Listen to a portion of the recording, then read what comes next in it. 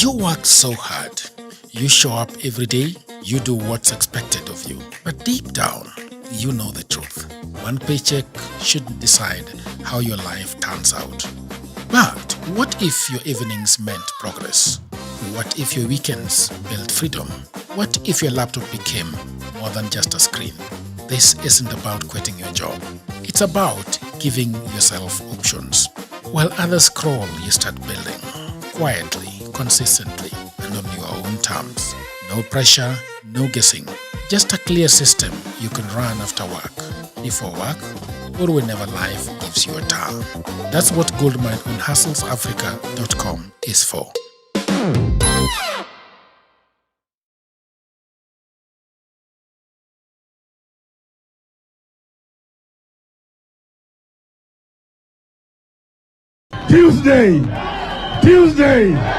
Tuesday.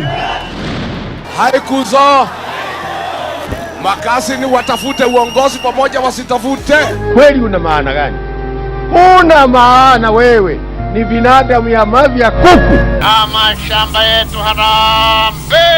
Nguruwe kujikanga na mafuta yake. Na Afrika itakwisha. Padani agosho. Ngai no mwega. Naende shode. Wakati hiyo ilikuwa ukisema ngwe ndani. Ngwe. Pesa kuongea.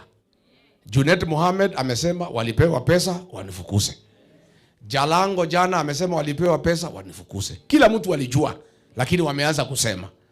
And we are asking our courts, our judges, to take judicial notice of what these people are saying. Because they live in this country. Beef wanasema hadharani walihongwa kutufukuza kwa ofisi. Then the judges must dispense justice. Because they don't live in Uganda or in Europe. The judges are hearing what Junet is saying. They are hearing what Jalango is saying. It's what we have always known. So we expect our courts, our judges, because they are Kenyans, to take judicial notice. Ya kwamba itakuwa makosa sana. Wajumbe walitufukuza wanasema hadharani walipewa pesa. Through bribery. Then the judges waanze kusema what they did is right. It will be very shocking to this country.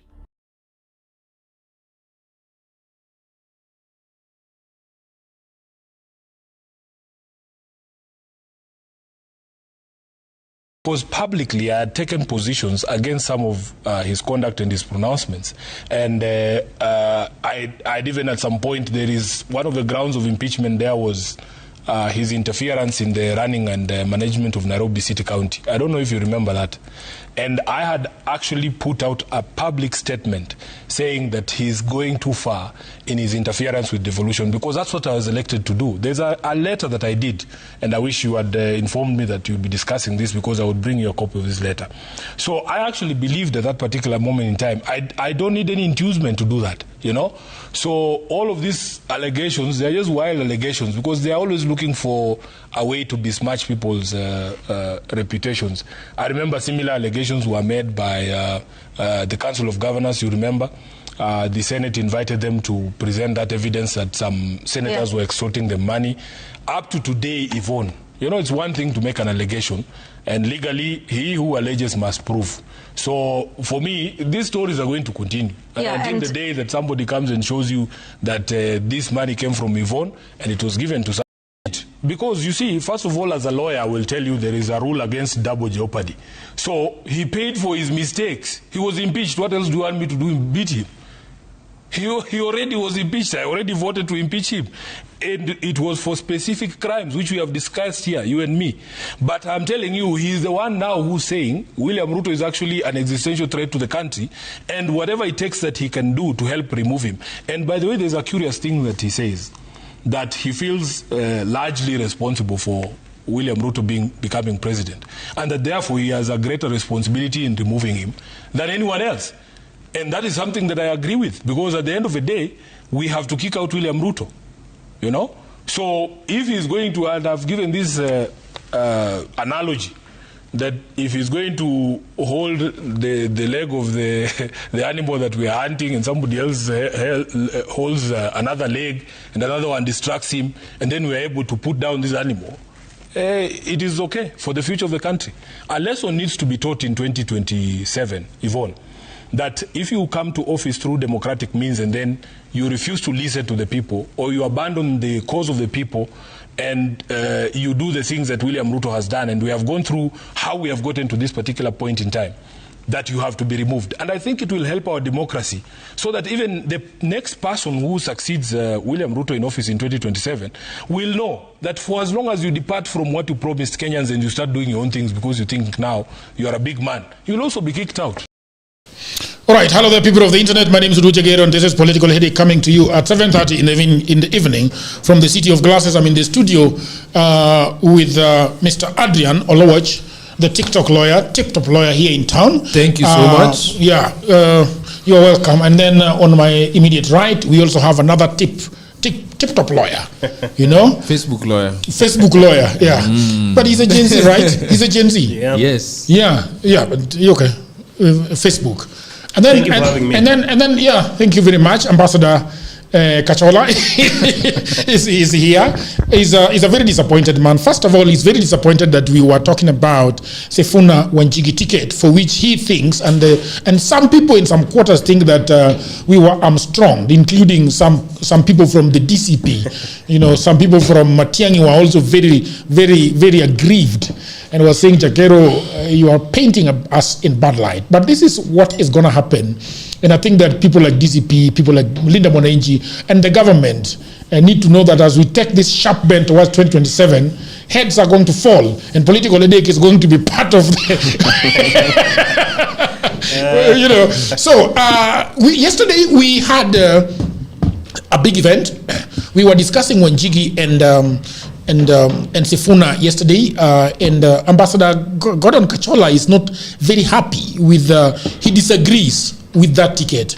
But I think that ticket can work. It's not just about disagreeing with the ticket. It's trying to dissuade Kenyans that this is something that should be happening. Okay. While we know very well how this thing is being choreographed. It's taking us back to the ethnic balkanization we've seen in this country. More than enough times. We have seen Wanjigi make trips to Wamunyoro. All right. More than enough times, both on camera and behind cameras. We have seen this happen. So it again, Wamunyoro is making the arithmetic calculation that he knows very well he will not be in the ballot. Okay. So he's thinking, okay, who from the mountain? Because he knows again, mountain will not come out to vote. Yeah. Already there is a split in the mountain, the west and the east. Yeah. So he knows nobody will come out to vote. Therefore, he's trying to bring an ethnic arithmetic to help him achieve what he wants. Okay. Yes. But then I am very confused, because you are the same people that booted him and kicked him out of the government, and now he's sharpening a Swiss. When you say we, what do you mean? He's now sharpening a Swiss knife to cut you guys into two, and you have got a problem. When you say we, okay, who are you referring to? The government. But you support the government. It's not about the government. You don't support the government? I do. Okay. It's not the government that kicked him out. He was kicked by members of parliament. Government is not only made by parliament. The government is made by the people of Kenya. With the interference of your government. But you have heard Junet talking about people being given money. Have we played it? No. Let's play it then. Let's see. Play it for him. let's play Junet, because he's trying to make us look bad. And Jalang also did the same. You look bad. Jalang also said the same. Jalang also said the same. Wakati tulikuwa tunafukuza Gachagua kasi, kuna kitu ilitembea hapo huko bunge. Wacha niseme ukweli. Kuna kitu ilitembea nini? Na accounting officer alikuwa mtu naitwa Aaron Cherioti, ndio alikuwa accounting officer. Wengine nimeona wanarukaruka hapa, walikamata hizo vitu na hawakujenga boma. Tafadhali, kila saa impeachment haikuji. Kama umepata kitu kwa impeachment ya Gachagua, tafadhali jenga boma mzuri. Ile boma nimeona na pesa ya Gachagua haitoshani. Kuna hisabu imepotea. Mambo ya kuharibu pesa yako na watu yellow huko Nairobi. Unapeana pesa kwa wa yellow huko Nairobi. Lete pesa hapa chini bana. Tumeelewana? Wale wanajua ile kitu vinaongea wanajua. Sijaona marupurupu na malipo ya hiyo impeachment sijaona kama imefika Bungoma. Ile nyumba nimeona juzi hapa, hiyo ni nyumba, hiyo mabati haifai kwa mabati kama hiyo. Haifai mabati kama hiyo. So we have all the parties in this house. We have the aggrieved party that was kicked out of parliament. We have Linda Mwananchi, the guys that took the money. They were asked by Kwara last night, and they said that they never took the money, but they can't explain why they kicked out Sifuna.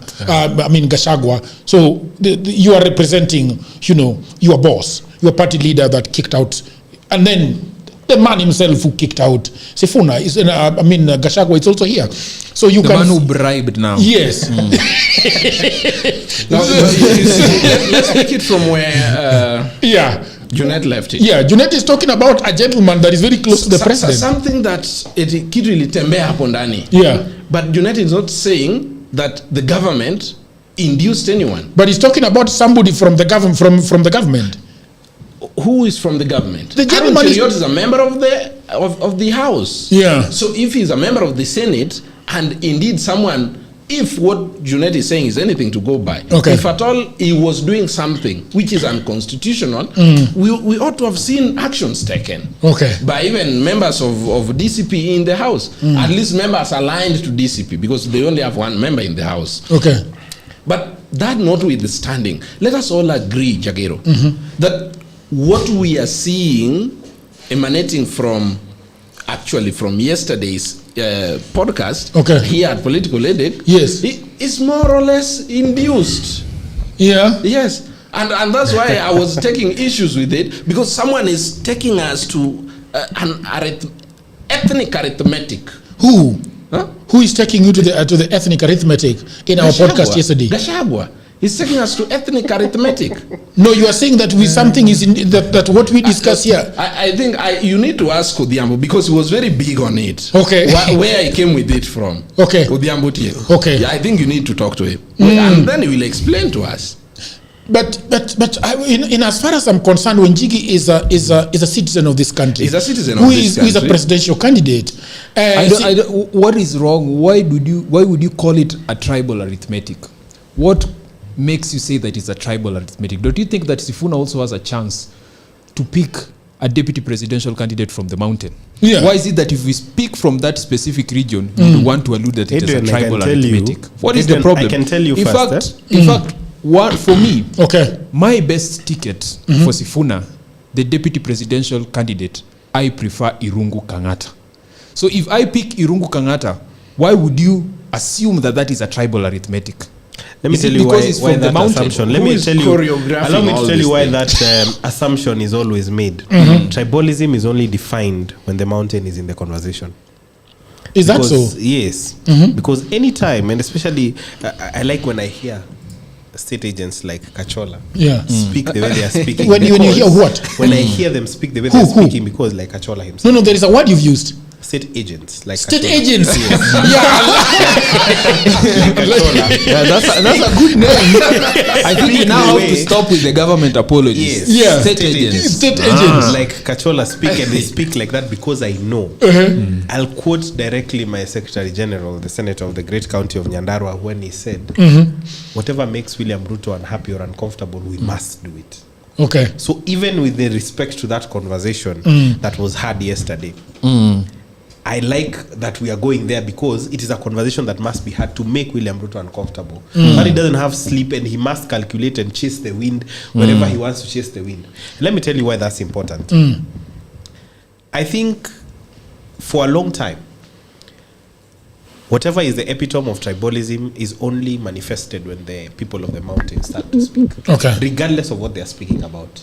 Whether it is distribution of resources, it is tribalism. We were here, we discussed it, and we saw he took a very tribal narrative right after. Was Kachola, was the state agent there? No. There was another state agent. They are many. Who was the state agent on that night? And then when we speak about other issues such as coalition formation, anytime now, for example, I'll start with my party that says he wants to be president. It is called that it is a tribal narrative, and this state cannot handle another Kikuyu presidency. Now, fine. We're not even talking about Rigathi Gachagua. We are talking about Jimmy Wanjigi and Sifuna. Then suddenly it is tribal arithmetic. But when they speak, they conveniently forget that when William Ruto himself is doing his 2027 arithmetic, it is purely tribal.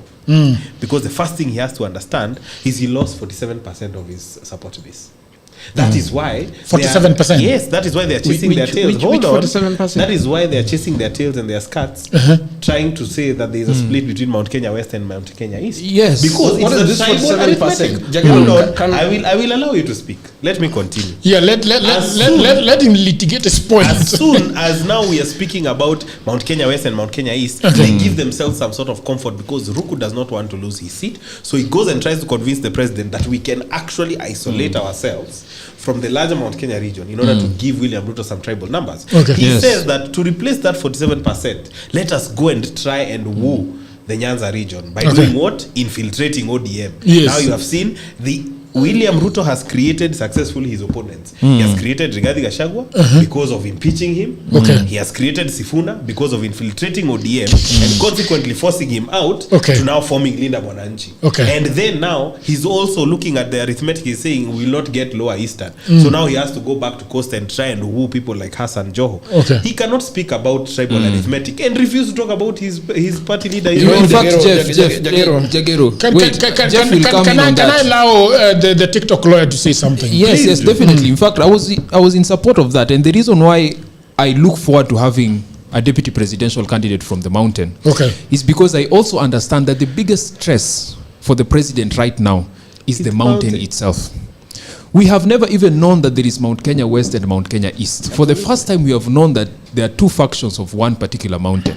Which are largely fictional. Which is very fictional because we know that Mount Kenya has been a monolithic block when it comes to voting for an entire political season since Kenya got its independence. Be factual a bit. And listen, you'll have your time in court. You'll have your time. So we know that Ruto is stressed about Mount Kenya. So part of the plan that we also have as Linda Mwananchi is to also field a candidate from that region, to also get a candidate who replaces the Mount Kenya candidate that William Ruto is going to try to field there. So when we also speak and say that we want someone like Irungu Kangata, it's not a tribal arithmetic.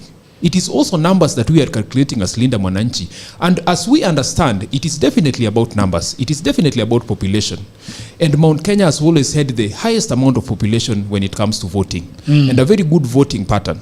So we cannot let go of 4.4 million votes from this particular mountain block and assume to choose another particular deputy presidential candidate. Of course, it is not about tribe. But when I am going to be talking about numbers, we as Linda Mwananchi... How can you honestly talk about numbers without talking about tribe? No, I'm not trying to be tribal. I'm just trying to make an analysis because I also have my own values. I never want to discuss politics in the sense of tribal voting blocks. But when it comes you're forced by circumstances to go that direction. We are forced by reality. But when it comes to numbers, we have to pick a candidate from Mount Kenya because we know that is what will nudge William Ruto. All right. So then, can I stay with him a little bit? I will come back to you. Ask me. So we have got two issues here that you've said that you would rather Irungu Kangata and not Jimmy Wanjigi or Rigathi Gachagua. I do not prefer Jimmy Wanjigi, I prefer Irungu Kangata. Why? And the reason for that is that you understand quite well, like I keep saying, that the popularity that Edwin Sifuna enjoys is because of that neutral stance that he has had and that new feeling of new leadership that he has brought in this country. That is why he's being seen as an alternative to the old leaders that we've been having. If you compare somebody like Jimmy Wanjigi and Irungu Kangata. Irungu Kangata is seen as a fresh leadership. Because for the first time, he was elected as the governor. And Irungu Kangata has been seen as the most exemplary acting governor in this country today. We can all attest to that. And he has resonated with a lot of things that people have felt should be done by a leader. Now the problem with Jimmy Wanjigi, Wanjigi does not have that resolution that we need.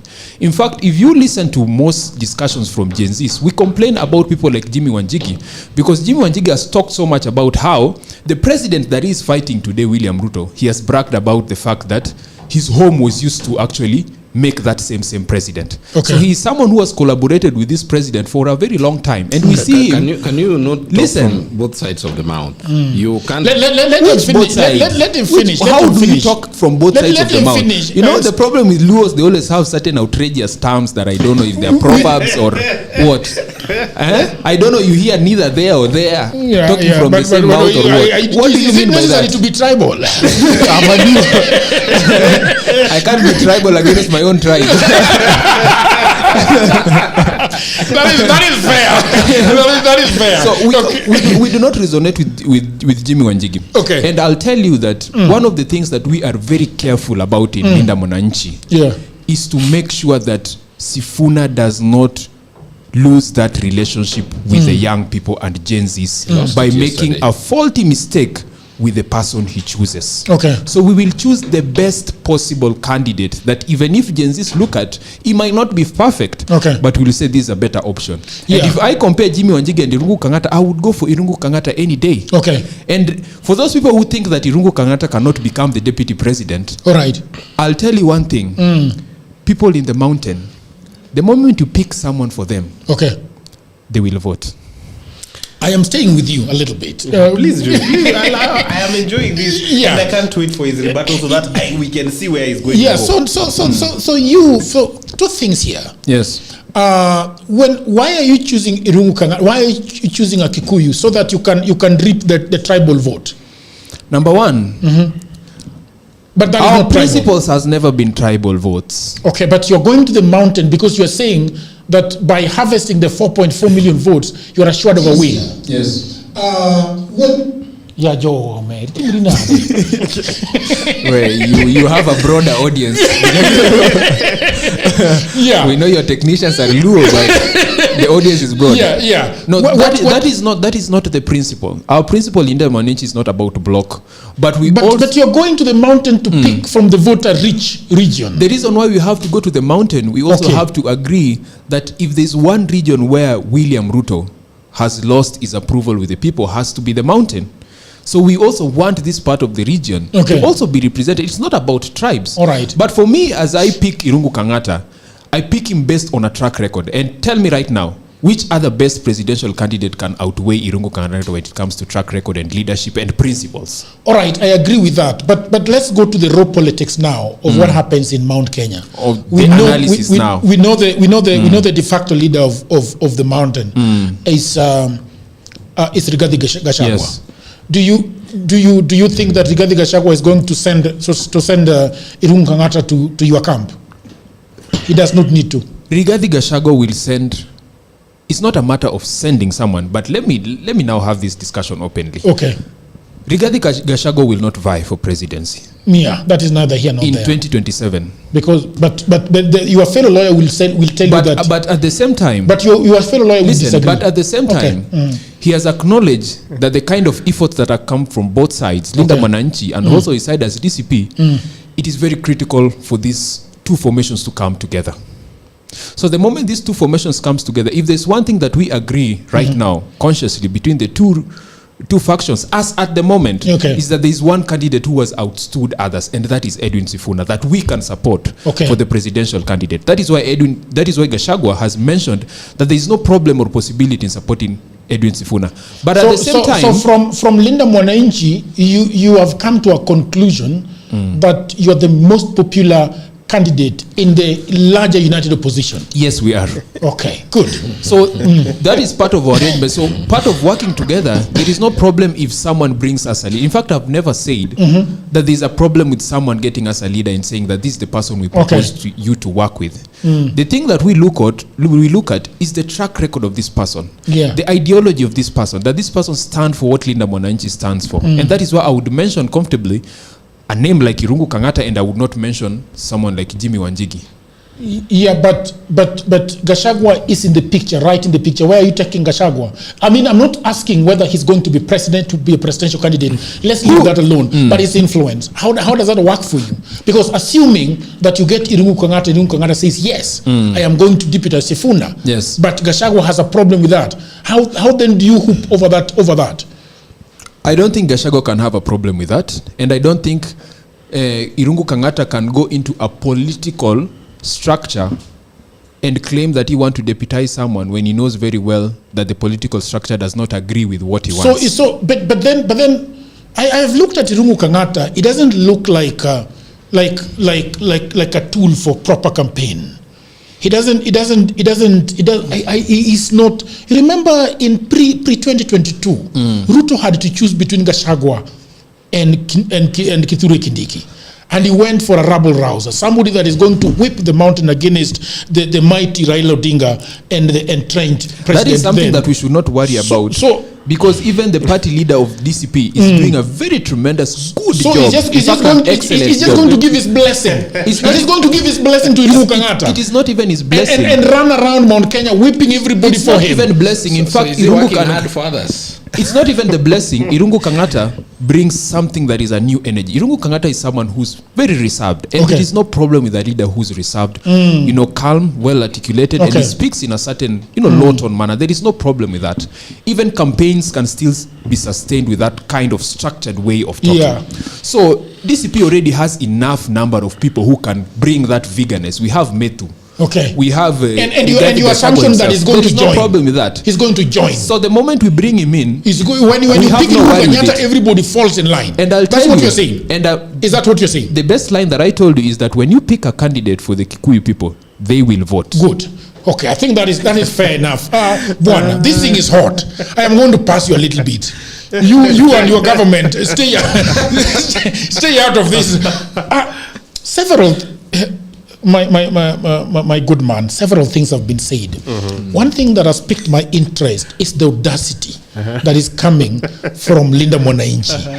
And he's saying, from Adrian Oluwat. No. And Linda Mwananchi. Do you know when I was doing my prep for the show yesterday, did you hear what I was told from Linda Mwananchi camp? It corroborates what he's saying. Yeah. To the T. That's what exactly I was told. What are you saying? No, somebody from your camp told me exactly what you're saying here. Now, that you are going for nothing less than the presidency. And whoever is coming to join Linda Mwananchi, now it is no longer the United Opposition. It is Linda Mwananchi that is the towering Babel. And now anybody, in fact, the way you guys look at yourself as Linda Mwananchi, you've become so big that Gachagua has to raise his eyes and look at you like that. And I'm wondering, that is, you guys have capitulated and realized that, okay, this is gone. What you're calling audacity is what I like to think Adrian presents most, which is naive and hopeful thinking. Okay. And it's okay. All right. It's okay. Because, one, you have to understand, even in my rebuttal, I have no problem with what Adrian is saying. It is his job and his business to sell Linda Mwananchi. Okay. So he must sell it to the best of his ability. However, I always say, Jagero, I might not be the biggest master of politics. Okay. But I don't lose that often because I don't throw out my cards just to lose. All right. I have to assess, analyze, and see what is realistic and separate it from what I want and turn it into what I need. All right. The reason I say that is because everything he has said, including the mention of Irungu Kangata, is good. All right. Nobody is here questioning the development record of Irungu Kangata, his tenacity as a worker. Those are not real conversation starters. Okay. But you've mentioned something important. When William Ruto was choosing between Kithure Kindiki and Rigathi Gachagua, he had to go with practicality. Yeah. What he needed, not what he wanted.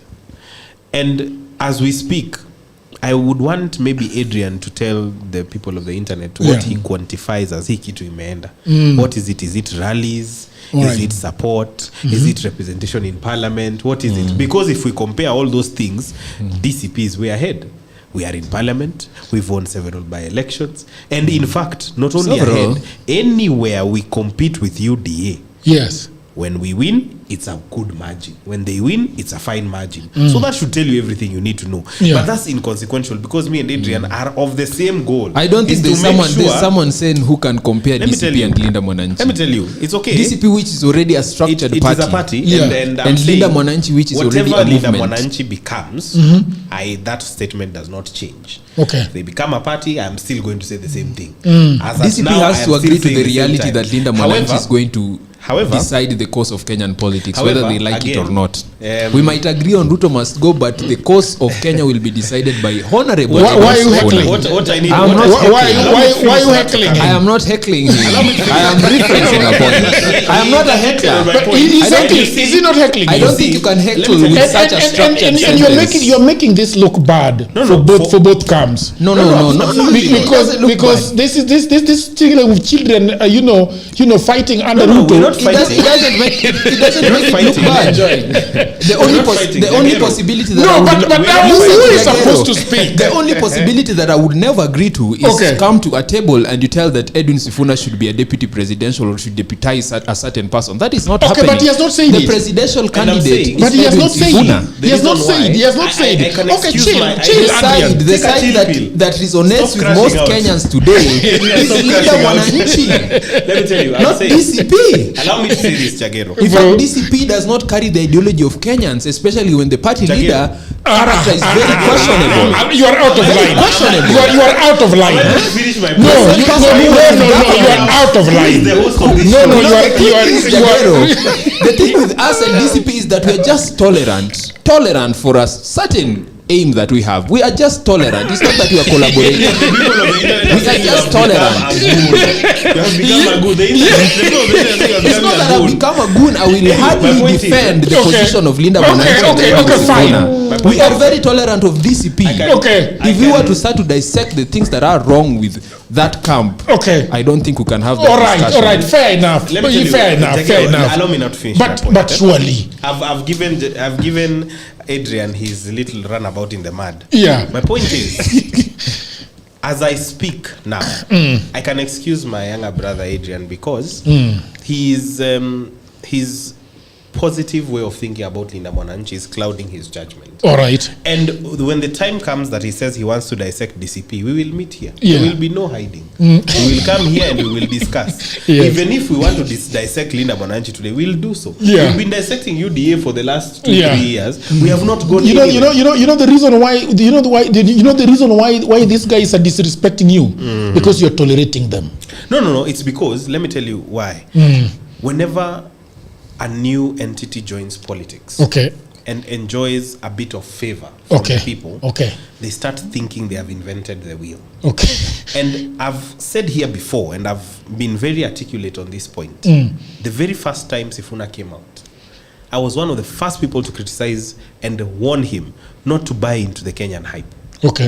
And the way Sifuna moves now, he is cognizant that Kenyans are a hype-based society. So he will not make any rash moves. That's why even when he is asked about presidency, the same hype Gachagua is getting. When he is asked about presidency, he does not rush to make commitments based off hype. Because he understands the question of presidency, the question of changing the course of this nation is not a sprint. It is a marathon that you have to take deliberate steps. That is why he does not move haphazard and make statements like Adrian is making. Because Adrian today feels that he has caught feelings for the leadership of Irungu Kangata and suddenly now Irungu Kangata should deputize him. That's how Kenyans behave. Because when Okiya Omtata was beginning his journey in politics, he set up a commission to assess his presidential possibilities. And they even made a slogan for him. They made him Rekebisha Kenya. Then came Maraga. And everybody who comes is the one who deputizes the new guy. So now it was Omtata to deputize Maraga. Then at some point there was other people who come with the hype. But when you understand the politics of Kenya, it is a step-by-step deliberate process. And you cannot leave that to pronouncements by Adrian. That's why I'm saying I will excuse him because he has a hopeful way of thinking. And it's okay. That is not hopeful thinking. That's what I'm saying. It is also hopeful to think that Gachagua can be president. Allow him to finish. Even the state agent is listening. Surely. I cannot dispute. Who do you think you are? I cannot dispute I am whom I think that Sifuna carries his own weight. And he has consistently carried. In fact, I am proud of the fact that he has because I was worried that at some point the statement they were saying Moto ya Magazeti would be true. He saw it fast. He started playing reality politics. So for me, the point that we cannot ignore here is let the Linda Mwananchi people do their thing. As we are consolidating, I heard you yesterday or the day before on your show say that the mountain has 3 kingpins. Yeah. But unfortunately, you are also misguided. Okay. Because of all those 3 people you mentioned, I do not see people going to the other 2. I do not see governors decamp from UDA and go there. I do not see delegations of thousands of people spend their days at Wamunyoro trying to get audience and consult with the party leader. So that one is just a creation for discussion. Okay. The truth is known. Right. And that's why I'm saying, whether you like it, whether you bring the heavens down, the point is the presidency will be called with someone who is either planning with DCP or planning against DCP. There is no two way about it. Okay, but then can we go to some of the facts that he has talked about? Yeah, some of the specifics. He's not even highlighted the one thing that I've talked about. Some of the specifics. Ask him, does he have a problem with Irungu Kangata being absolutely. a deputy Irungu Kangata president? is a great leader. And we must always give William Ruto. Does he have a problem with DCP deputizing Linda Mwananchi? All right, but the question, I'm not going to ask you questions, but no, you have to. The question I want to ask you is, Linda Mwananchi comes to the mountain, yes, to handpick a deputy that is not approved, so to speak, by DCP. How does that work? It has already worked. Don't you learn history, Jagero? It has? It has already worked. Let me tell you. Okay. In 2022, do you think there was not a Kikuyu on the ballot? There was a Kikuyu on the ballot in the name of Bishop Mwaure. No. That I don't think we are agreeing. Allow me to land. Okay. Allow me to land. You ask me a question. Okay. Let me respond. They can go and pick whoever they want. It is their right to do so. Okay. The point is, if you've studied the patterns of voting from the Mount Kenya region, okay, is that often our success comes from speaking in one voice. Okay. That voice is being directed from somewhere. You, me, Adrian, and even him knows where that voice is coming from. Okay. That's why everyone is chasing their tails looking for a way to try and dilute that. So even if they go pick someone, okay, if they pick someone because they feel they want to do so as a result of merit or whatever other qualifications, they will do so. Okay. That will not change anything if the mountain takes a different direction. Martha Karua was Baba's running mate last time, right? Yes. Did it change the course of where the mountain went? No. Absolutely. Then you have your answer. We don't need to belabor that point. Okay. So Adrian, okay. So there was a burning point from Ambassador Kachola that I don't know whether he still remembers it, but he was. Can I say something? Okay. You know when ask him. For the first time I want the UDA agent to speak. Ask him. Jagero, you'll not tell me what to do. Ask him. Jagero moderate the conversation. Jagero, ask him. Can I talk? Okay, great. Can I talk? Great. Yeah, Yes. let me talk. Okay. When I said that we are going to pick a candidate from Mount Kenya, and Jagero get this right because you are asking different questions. Okay. I did not allude that you're just going to pick a candidate from anywhere. I said there is no problem with picking a candidate from DCP. Where does Irungu Kangata belong to right now? DCP. Irungu Kangata belongs to DCP. Why are you asking a question? That is not. We No. Listen, No, bro. We didn't say, and No. I'm also telling He has Wesley. answered it correctly. Adrian, Listen. You are creating your own questions. No, this listen. politics Yes. will be run from writing the script of a novel. Yes. And somehow, because he likes Irungu Kangata, Yeah. Irungu Kangata is going to abandon his bid to be a second-term governor, Yes. join Linda Mwananchi for the principle and the fire that Adrian carries, Okay. leave his governor You know, seat, that one is- and then be supported by 6 million, 7 million people from the mountain because Adrian feels he's a good leader. That is not how That politics is his work. personal That decision. That is a utopian novel that has not been written yet. So he's trying When to it say is that written- Irungu Kangata should not be president. No, I am not saying that. Or cannot. I'm He just cannot saying- fathom the fact that Irungu Kangata can't be president. What I think, Because that is what I'm getting from him. What I think I was trying to say is this: that you have stuck to your guns that you're not going to deputize anybody. For You're sure. going First mistake. Yes. First mistake. First mistake. And that is what he has a problem with. Okay. So you've decided that you guys are going for the presidency and nothing else. There is Now- nobody above Edwin Sifuna right now. Yeah, we agree for the sake of the argument. Yes. For the sake of, let's agree. Yeah, you agree. Yes. Just say you agree. You don't have to say for the sake of the argument. You see, and then I think that there is a gatekeeper in the mountain, and this person will have to agree that this is the person that, as a unit, we are presenting as our person. So it is not within your purview to go to the Mount Kenya and pick whatever you want. It's not going to work like that. That's what I was saying, and he's confirming it. You must come correct. Let me tell you. The difference between us and Linda Mwananchi is one simple thing. Okay. We are not deluded. Yeah. The delusion of thinking that it must be us or nobody else is something that is a foregone conclusion, because we understand the bigger animal in the room is that elephant called William Ruto. We must address that. So them, they are coming with a new identity and saying that it is us or nobody else. Let me tell you, that is the first point of failure. And to quote even Irungu Kang'ata himself, that I answer him decisively, he said he has no presidential ambitions now. His interest is only to remain governor of Murang'a for a second term, complete his work. To quote Rigathi Gachagua, he said, we understand that we want to be the presidential flag bearer of the opposition. Okay. But should a time come where we must make sacrifices, we must make those sacrifices. And that is the magnanimity Adrian and his camp do not share. But I suspect, and I've always said, I have a problem with Linda Mwananchi supporters, not Linda Mwananchi principle. Because Sifuna is very careful. He understands because that you cannot go. Exactly. He understands the stakes better than anybody else. Could he be playing Raila's card? Because Raila would not speak. And that is but his minions. Politics. He's clearly but his minions like Adrian would talk. Let me tell you. Yes, and let me tell you. His minions oftentimes are not left with that is politics, Jagero. There are certain radical things. Let me tell you. It was Opiyo Wandayi and John Badi who were busy shouting that Ruto should have his skunk. Yeah. Opiyo Wandayi was in parliament saying, let us leave parliament and go join the Gen Zs. Okay. Then it was because he did not envision himself as anything in William Ruto's government. Yeah. The moment he was, the moment Baba went and talked to William Ruto, they were left with egg on their face that they cannot shake off to date. So there's no problem. Prepare for egg on your face, my friend. It was your problem to give back this mic. And now I will be quiet and just hear the state agent speak. I think you are going to be next. You have unfinished business. A lot. Yes, I'm going to give you the opportunity. Jagero, it is interesting. Okay. And, I think more than enough times I've said here in this very platform that forget about anything called the united opposition. It cannot happen. It shall not happen. You want to divide it? We will have more than 4 presidential candidates on the ballot come 2027. How many? 4.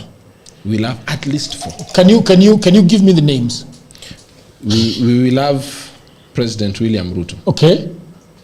We will have Sifuna. Okay. If not Sifuna, then Orengo. Okay. From Linda Mwananchi. All right. Yes. We will have someone fronted by Uhuru Kenyatta. Okay. Yeah. You're not going to say Matiang'i? For the sake of his own interest. If Sifuna is not in the ballot, then probably Uhuru is going to front Matiang'i or somebody to run. And if that happens, we will have Kalonzo on the ballot. Okay. Yes. So expect Kalonzo in the ballot. Expect from the opposition, expect Kalonzo, expect Sifuna, and probably Matiang'i. But I see 4 at a minimum of 3. You can see when we have these 2 people who claim that they're in the united opposition. No, we are not in the united opposition. We are in Linda head on Mwananchi against each other. It clearly tells you what awaits. You also saw yesterday when the Linda Mwananchi faction led by Sifuna, when Sifuna was asked, are you going for presidency? He was very cagey about it. He couldn't say yes or no. He didn't know whether he's going for it or not. Instead, he casts a doubt on his followers and said he doesn't trust them. That's what he said. By saying, as long as nikigeuka, nisipate wametoroka, then we can go all the way. So meaning he is already casting doubt on people who have consistently stood with him for the last 6 months or so.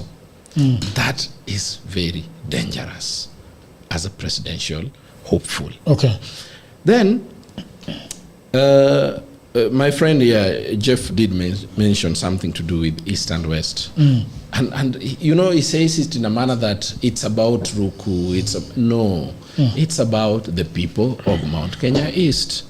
When you saw this, there is this clip going around social media. A young man saying, well, now Mount Kenya West is telling us it is useless to have, it's called a state lodge in Mount Kenya East, in Meru. They are saying it is useless to do so. But when President tours Mount Kenya region, he goes and sleeps where? In Sagana.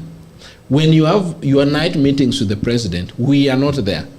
If he comes here, we want him to spend here. We want to have discussions with him here at home. Not taking time here during the day, then at night, you harbor him there and you tell him what to do for your region.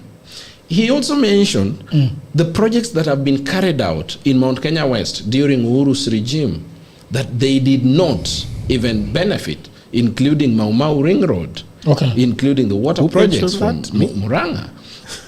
So did I mention that? Because you are a representative. I'm only you are a representative. I'll take the bullet. Yes, you are a representative. Don't worry. Bullet for being a member of a wayward party.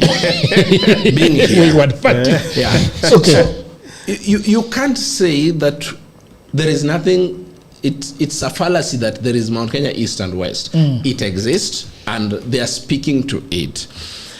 There is something that my brother Adrian here did speak to, and I think it is sometimes let us be honest, people, and let us be candid. Are they going for principles or they are going for votes? And it is good you asked him that question. Are they going for principles or are they going for numbers? If it is numbers, just tell us we are going for numbers. We don't care about integrity. We don't care about principles. Kenyans are with we are us simply because of going those for numbers. Already. But if you are going for principles, then some of the things you are saying here, my brother, and some of the things your leader said yesterday aren't making sense at all. He did mention about popularity of their party, is it movement leader? Yes. No, according to him, and a lot of people from Linda Mwananchi that I've spoken with, they are a mile ahead of everybody. Well, if they were 10 miles ahead, today, by yesterday night, they came back to around 5 miles. Yes. So if they were 10 miles ahead. What is, by the way, I don't know your problem with yesterday. So yesterday, let me just conclude. Yes. So they came, that popularity dropped 5 miles. Why?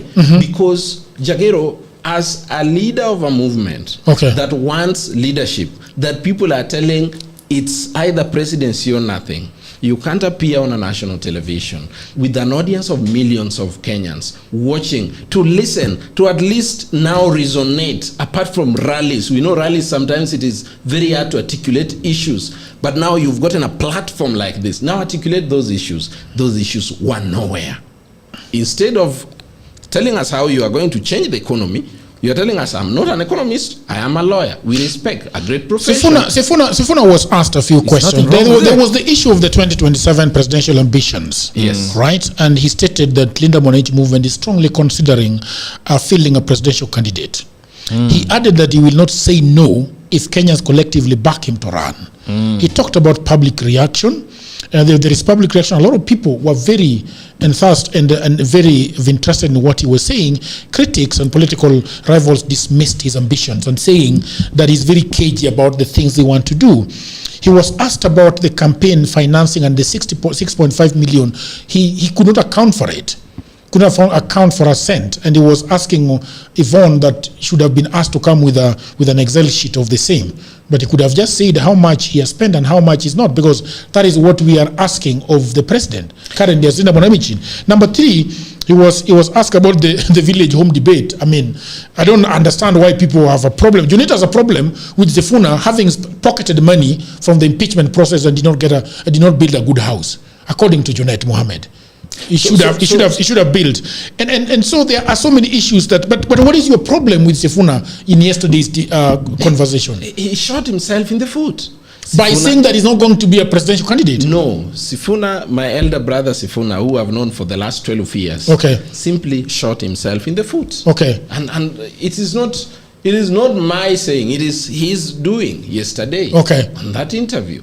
If he could not clearly tell Kenyans what Linda Mwananchi stands for, if he's saying all we care about is the constitution, he's saying as if Kenya today is a banana republic. He's saying it as if today Kenya is run by juntas. Kenya is run by a constitution, the rule of law. So when you're telling us we care about constitution and constitutionalism, are we a banana republic? Are we led by juntas? No. We are a country that is led and ruled by the rule of law. It is therefore upon them to at least tell Kenyans what they stand for. Yesterday, ndugu yangu, that was a flop. It was a flop. That was a flop. Okay. Yes. I'm going to ask this gentleman what he thought about it, but I'm going to come back to Adrian. Adrian, a lot of people are saying that this fight that you are having amongst yourself is not good vibes for what you want to do. Because a lot of people are saying that you've got a lot of condescending attitude towards the other guys. You are condescending towards DCP, you are condescending towards Matiang'i, you are condescending towards...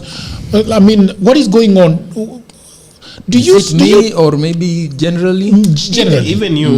Yeah, generally. Starting with you. Do you have a feeling that you don't need these people? How much do you need these other guys? No, we have said that, the greatest thing that we can do in this country is to create one of the biggest show for political accountability by making sure that William Ruto is not elected in 2027. And part of that ambition is to make sure that we must come together with everyone. That is the principle that Linda Mwananchi has always held.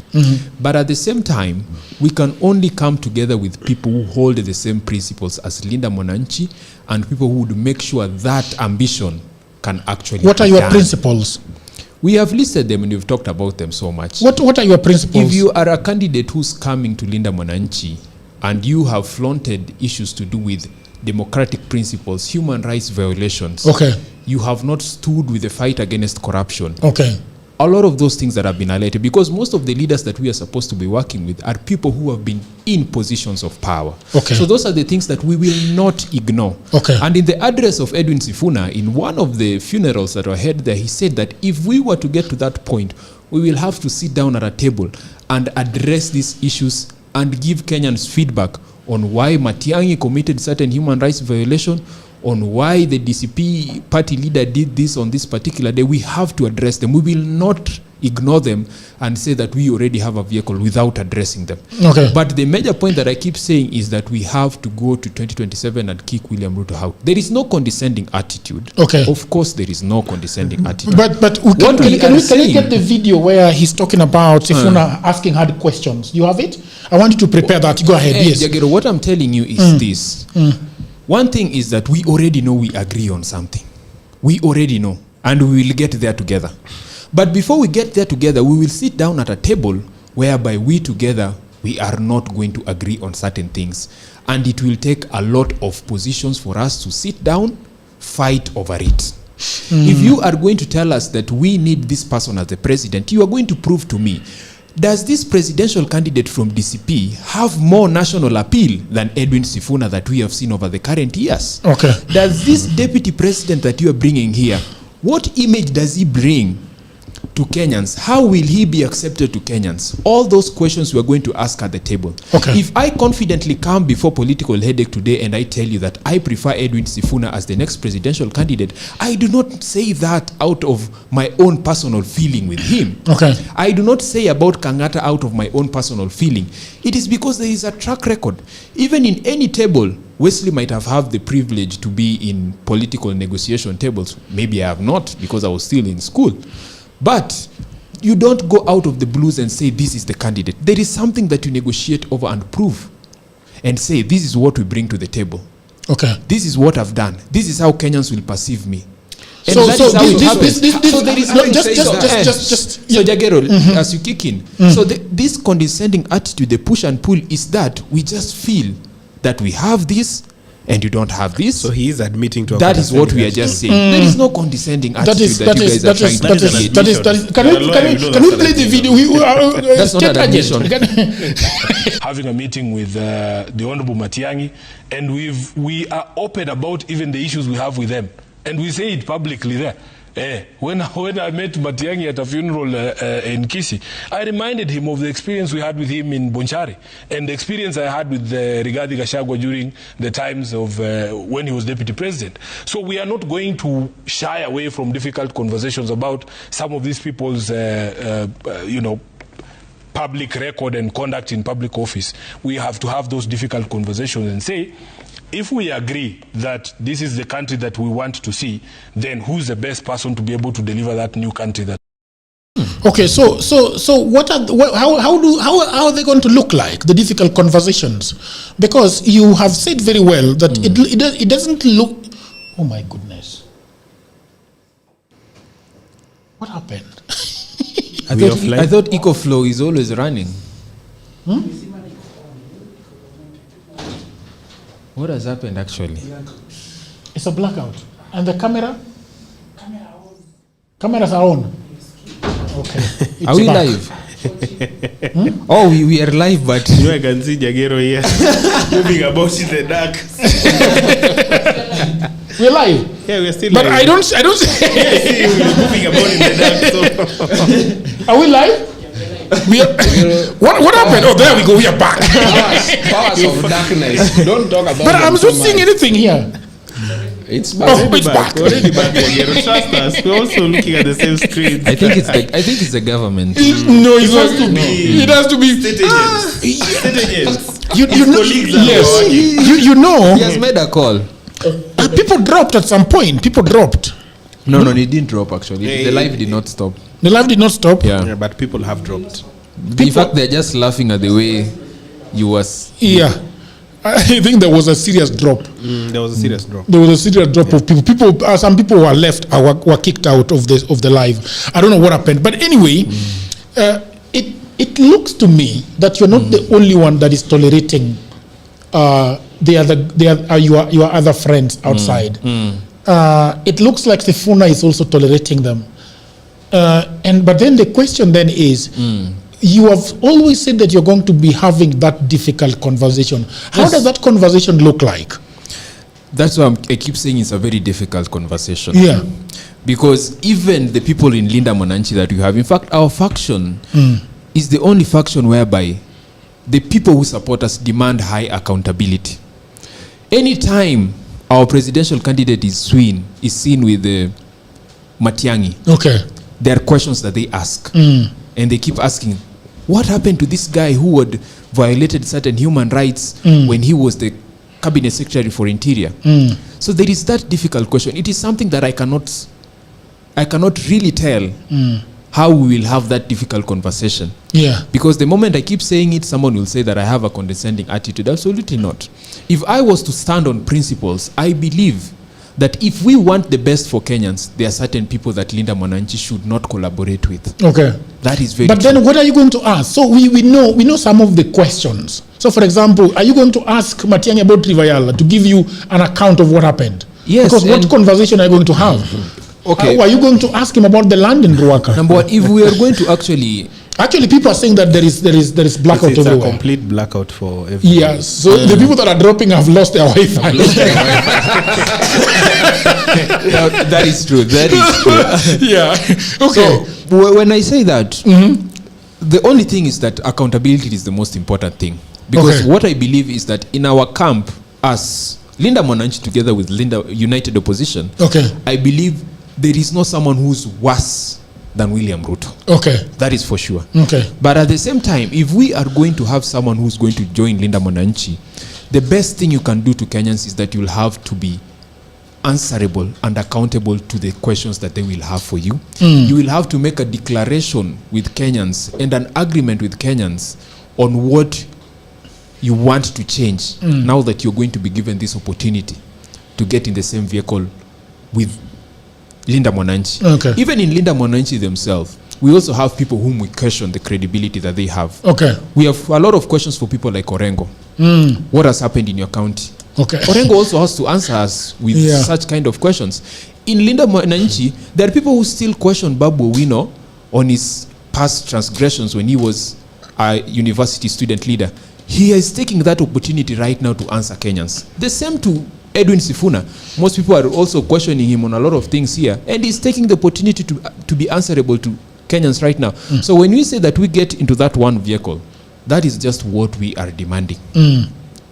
So that is how because can you talk a little bit about what your problems with Gachagua is, so that he has got a opportunity to answer, because he's gonna answer now, because he's not happy.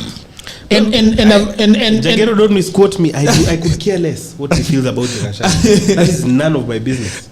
So ask him what his problems with Gachagua is from his perspective. Yeah, because you have said something and you were just about to speak. You know, you're a truthful man. I am. I'm always a truthful man. Yeah, and you say that, and you say that you're really tolerating DCP, and they should not. They should not take you. You don't realize in the United Opposition there is DP, there is Wiper. You're always coming back to DCP. I appreciate the compliments. But you are part of the panel. Yeah. So we'll talk about DCP. Yeah. Yes. So what is the problem with DCP? DCP is a new party, spanking new, tip top, came out the other day. What is your problem with it? Why are you tolerating it? It's not a matter of tolerating or a problem. Okay. Jagero. It's a question of... listen. Okay. DCP is headed by one particular leader. Okay. And you know, these are questions that come from Kenyans. These are questions that does not emanate from Linda Mwananchi. You see, that's the problem. The moment we ask this question, you people want to personify it and turn it into one political witch hunt, looking like Linda Mwananchi is hunting one particular leader.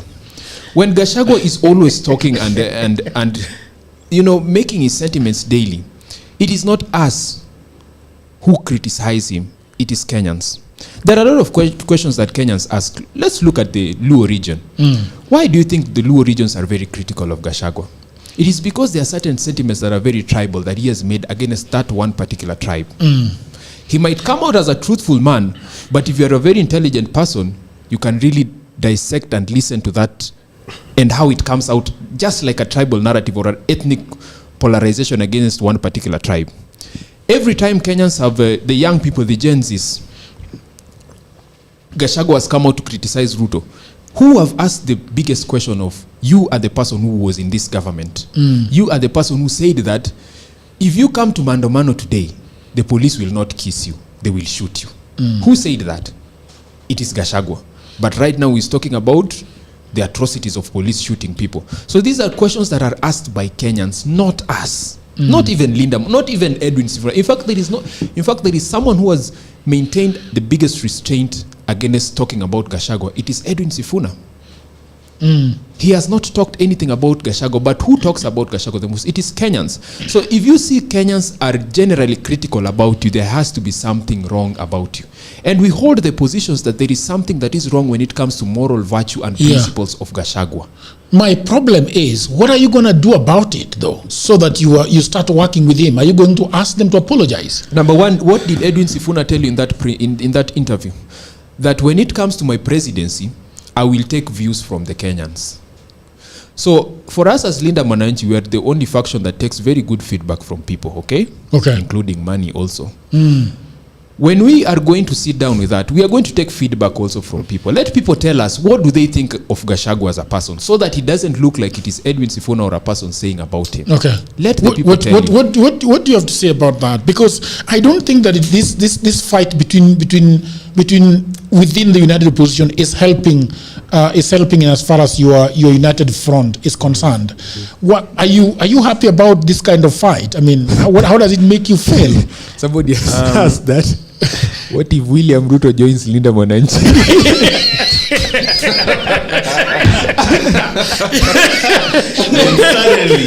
Suddenly. Okay. What is problem? Yeah, it's for us looking from outside in. You know, a lot of people ask me where I stand, but Sometimes you want to temporarily step out and look in and say, okay, there's a lot of squabbling and fist fighting going on. When are they going to start respecting you as an equal partner? No, who has said you are disrespecting?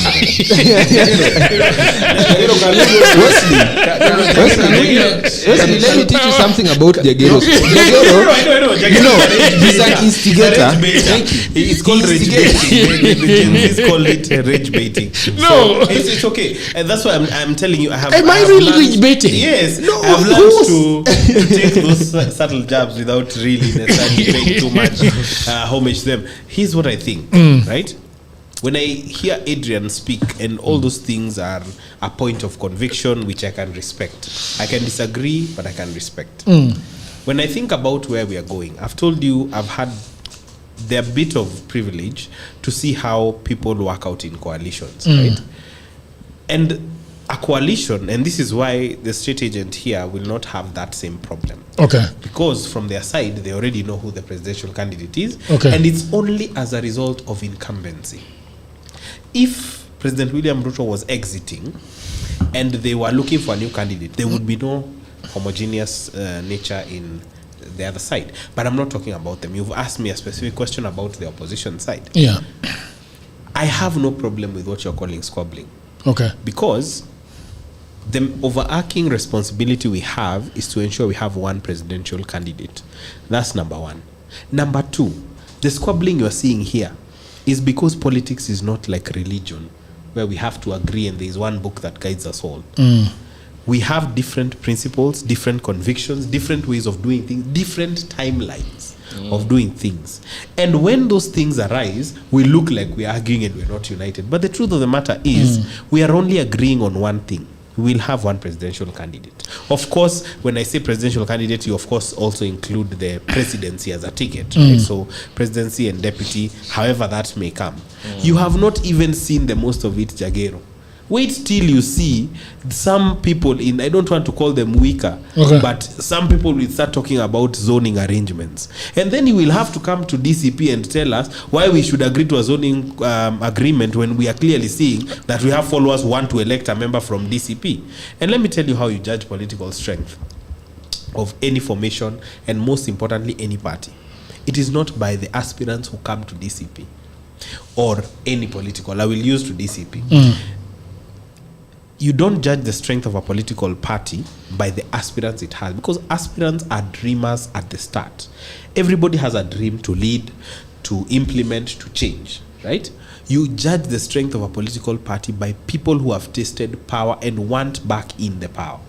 You actually check the strength of a political party when you see incumbents go to a party to retain their power. You test the political party's strength when you see former elected members go to a party and look to recapture their seats. That's how you know a political party is strong. Until then, everyone can have aspirants. That is why Adrian will feel so comfortable saying that they will have conditions they set for everyone else, right? Because he is looking at the aspirants who are coming to Linda Mwananchi, the people who want to the mic at the dais. And if we are going to talk about unity, let's talk about the unity in Linda Mwananchi itself. Yeah. We know that Sifuna is the figurehead as made by people. Sifuna's legitimacy is legitimized by people. But in those circles, because we have friends in Linda Mwananchi, we have people who tell us things.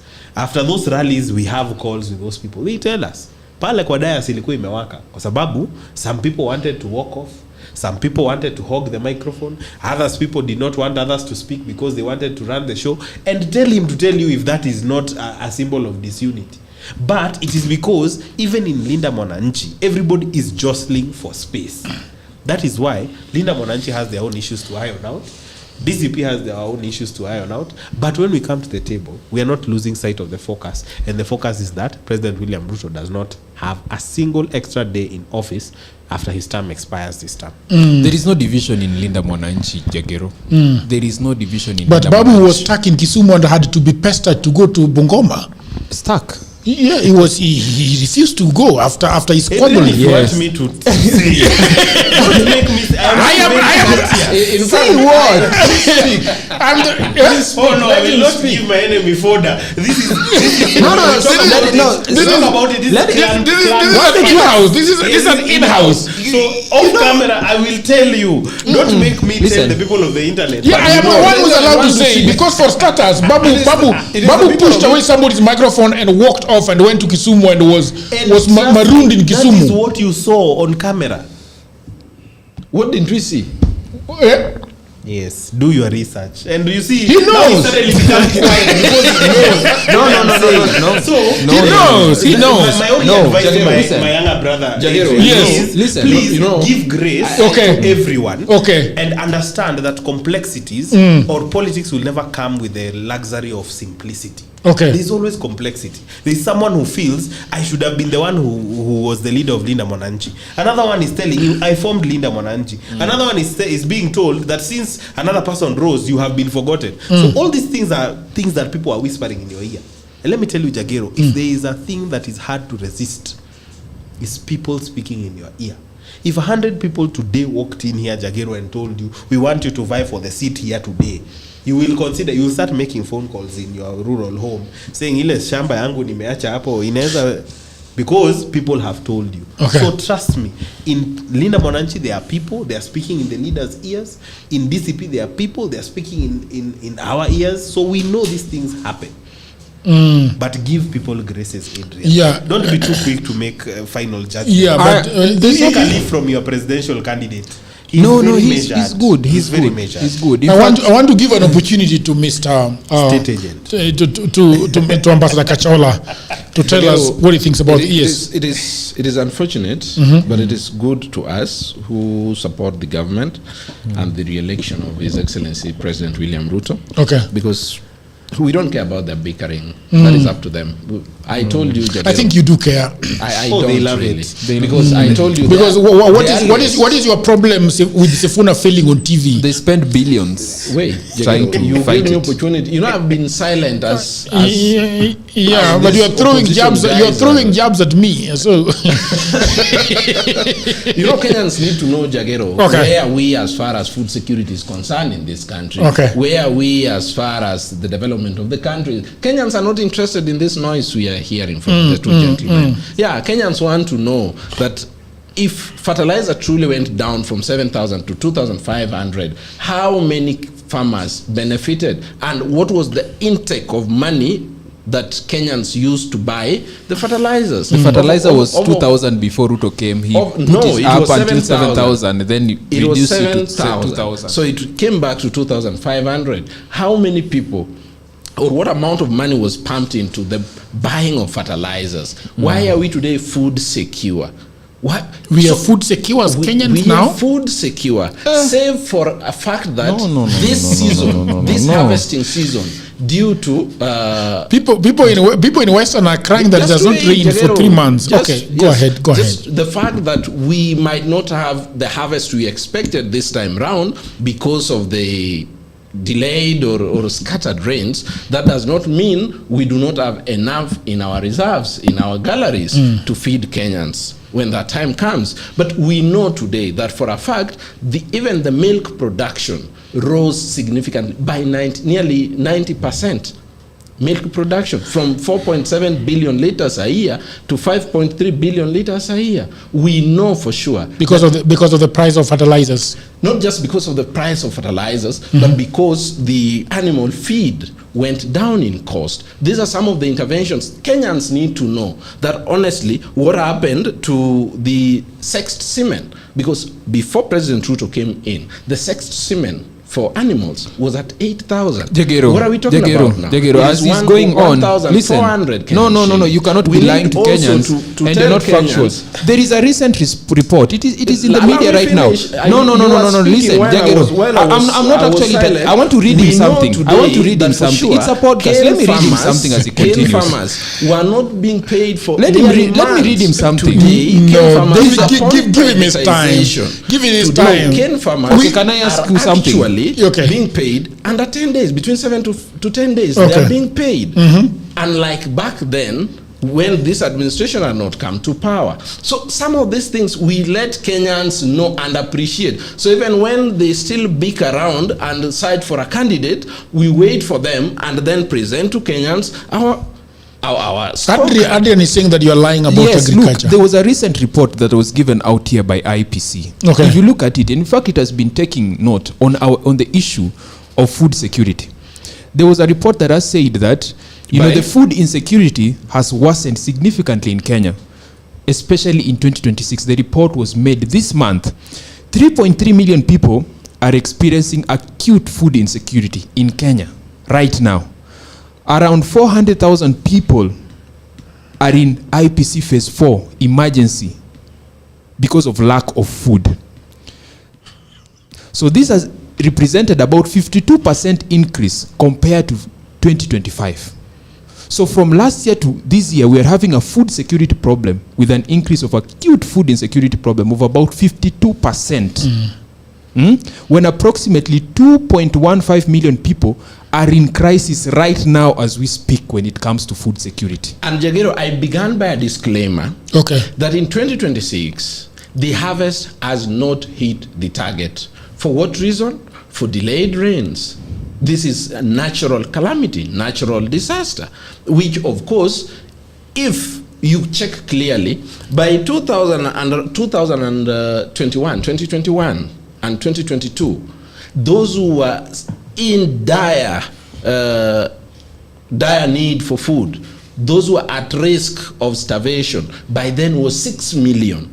Today, even with the delayed rains, with the scattered rains all over, we at least have 3. That is really a huge margin. Why has that happened? That has happened simply because at least the government intervened in matters food security. Today, you go to Galana Kulalu, and you will love what is happening there. It is nearly 10 years of the last regime of Galana Kulalu lying idle, not producing what it ought to. Today, in fact, Jagero, if you can take time and Galana Kulalu is where Ruto invited the Qataris to farm and then ship the produce. I think you are being misled. You are being misled. By whom? You are being misled by whatever you are saying. That is misleading. But the Qataris were brought in here to farm that land. True or false? According to who? It is. And you know he's lying. Listen, Jagero, he has made a very bad figure. He's saying that last year it was 6 million. Last year it was 2021-2022. It was 6. You are saying of 2025. 4 years ago. 4 years ago. It was actually in 2021. How is that relevant? Look at the figures over the 4 years. It was 2 million. It was 2 million last year, and it has risen to 3.3 million today. In 2021, that is when it was 6 million. When William Ruto had barely taken office. No, when you're talking about factual issues when it comes to food security, that I'm well abreast with, don't lie to Kenyans. You are telling us that before William Ruto took power, it was 6 million. Today, he has significantly worked around matters food security to a level where that figure has reduced despite the climate distress that we have in the country. 6 million, 2021, 2022. Today, with the climate distress, we are at 3.3. That is an improvement. We are not saying that is what we need to. Look, we have dams being built all over. For what purpose? So that we don't just rely on what? On rain. Can you tell us what is going on at Lalu Kulalu, bro? Because you are not seeing, you are speaking like the President William Ruto right now. Yes, you say something, people fact check. Because Ruto has Ruto's president has leased 180,000 acres of Galana Kulalu block to Al Dahr Group. And we all know that Qatar has always had problems with food. And this, we are being told that this is going to be shipped to Qatar. They actually are putting together 104 billion to put money in that land, and they are saying, and that the crops, the produce that is going to come out of that place belong to them, and they're the ones who have the prerogative of where they take that produce, and they're most likely going to take it to Qatar. What is the acreage of Galana Kulalu? Over a lot. Yes. A lot. At least what has but been... But who else is there? What else is the government doing there apart from the 180,000 that they have given to the Al-Dahr group? Now, Jagero, I want you to have an understanding of how Galana Kulalu operates. Okay. And the best way to understand this, Jagero, is to take a trip to Galana Kulalu because it is an open for the people. You can. What is happening at Galana Kulalu? That is a Pandora's box that no state agent can answer, because the reality of it is that Galana Kulalu has spectacularly failed. And I'll tell you during the 10 years of President of course they will deflect to Uhuru. I've always told you this. However, this script is very predictable. This time when you catch them in a non-fact or an inaccuracy, they deflect to Uhuru's regime. Meanwhile, their candidate today, the president, was actively deputy president and actually took charge of that project. So the failure began with somebody's fingerprints on it. They cannot speak to it because the success of Galana Kulalu would not need marketing, Jagero. The success of Galana Kulalu would be evident for everyone to see. He would not be here busy here quoting to us figures that happened in 2021, 2022. He would be talking about how, by a single mainstreaming of that project, we are food secure for the next 5 years. That is what Galana Kulalu was meant to achieve. Okay. That we do not have crisis of food. But of course, every time Galana Kulalu comes up for people who support government, they start running around in circles saying that this is the reason why it's not working, it failed during Uhuru Kenyatta's regime. And I keep on saying, you cannot blame Uhuru Kenyatta. Jagero, it is false to accuse the government on matters that are not factual. When this administration took power, we had nearly nobody registered as a farmer in this country. At least today, I think you got into the trap.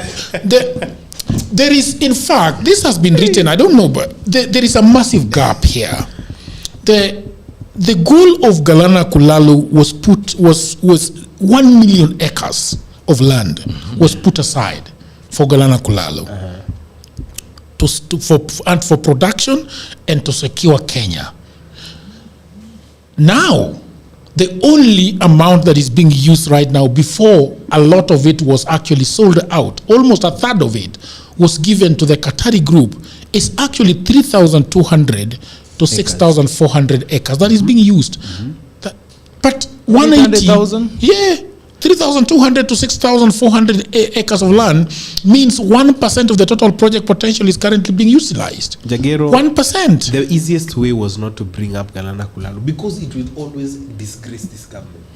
Because if you're telling us that the usage or the consumption or the production viability of Galana Kulalu has been reduced to 0.1% of the total that was supposed to be done, what does that tell you about any project? If you buy land and you're meant to farm on that land, but you go farm at the corner where the fence is, and you plant carrots there and you start telling us that you do farming, are you really a farmer? So why is it suddenly now a double P project? Why is it suddenly a PPP project? Because I've told you on this show before that this government has irregularized PPPs as a way to have self-interest in those PPPs. Like every so is it the Qatari government doing this farming, or it is government doing this farming? It is the Qatari government, and in fact, I don't know. In fact, if you look quite well, now you people have gotten into my trap. Thank you. Welcome. At least now we are not discussing because this thing has been considered a fantastic failure. Millions of dollars were lost to mismanagement, corruption, and stolen contracts before the recent who considered it so? No, Buana, know. Oh, this looks so bad. I am shocked at how bad this one is. Let us wait and this see is how he wants. Let us wait and see. We all know that we are operating as a country, and globally everyone is operating in a very tight fiscal space. Allow me. Okay, fine. The country and global at large is operating at a very tight fiscal space that is agreeable to everyone. No one disputes that. And therefore, how then do we move as a people? If we do not have enough to do investments by ourselves, for ourselves, the best thing and the best practice is a PPP. public-private partnership. And in any PPP model, people will always agree these are the facts. So you invest to this much, and this is what we invest, and this is what we take out, this is what belongs to you, so that we become food secure. And that is the essence of PPP. You cannot say that if another entity comes to invest in the model of PPP, therefore it's a spectacular failure. How does it become a spectacular failure, whereas you do not have sufficient resources to invest in it? Therefore, the best thing you do is you call investors to also invest in this. I have a problem with that. That is the essence of PPP. No.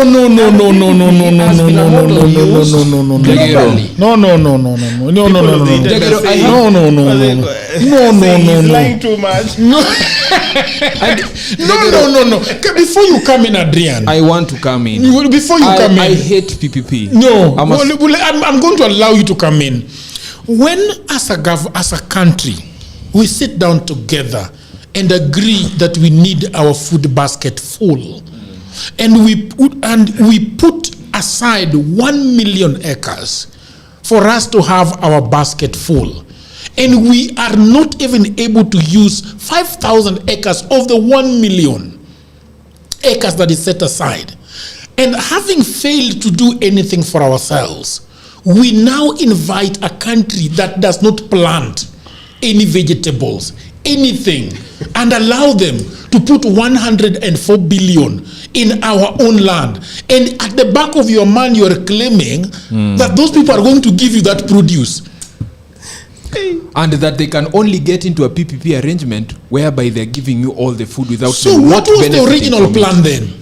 That is what I'm wondering. And you know, this thing of PPP, in fact... And I think this guy has come here, and nobody asked him about this Kulana Kularu thing. And wherever he's coming up with it from... Let me tell you, I've always told you... It is good enough. I've always told you, Jagero, that the people of...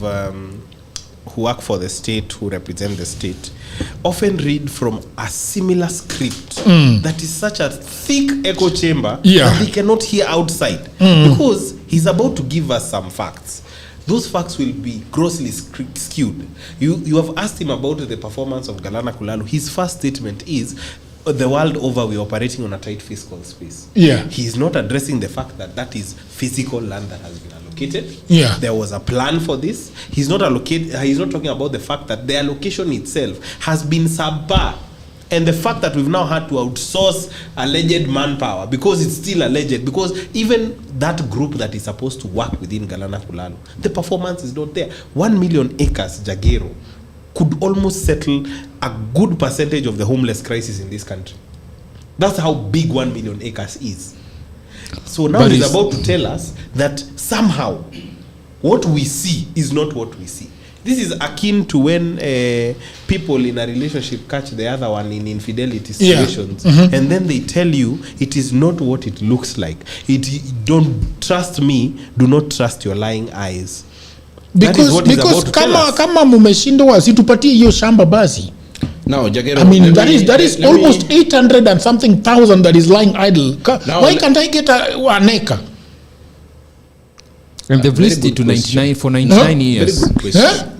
They've leased that land for 99 years, by the way. Very good question. It no longer belongs to us. How has many countries in Africa run away from food insecurity? How did Ethiopia pull out of the 1985 famine? How did Ghana manage to pull out from food insecurity, though not fully, but at least to the tune of over 80%? How did they do it? They did not do it by themselves, because the magnitude of investment in such a facility is not about 2 shillings, is not about $3. It's huge in terms of billions of shillings or dollars. Therefore, you get it. And I want us to understand what a PPP model works, how it works, how it comes about, how it is negotiated, how it is reached. Okay, can you just tell us about this specific PPP? This one. Not how they generally work. This one. What is the idea, the deal here? Now, thank you. Yes. Thank you very much, Jagero. That thank you is to brainstorm and lie. He's buying time.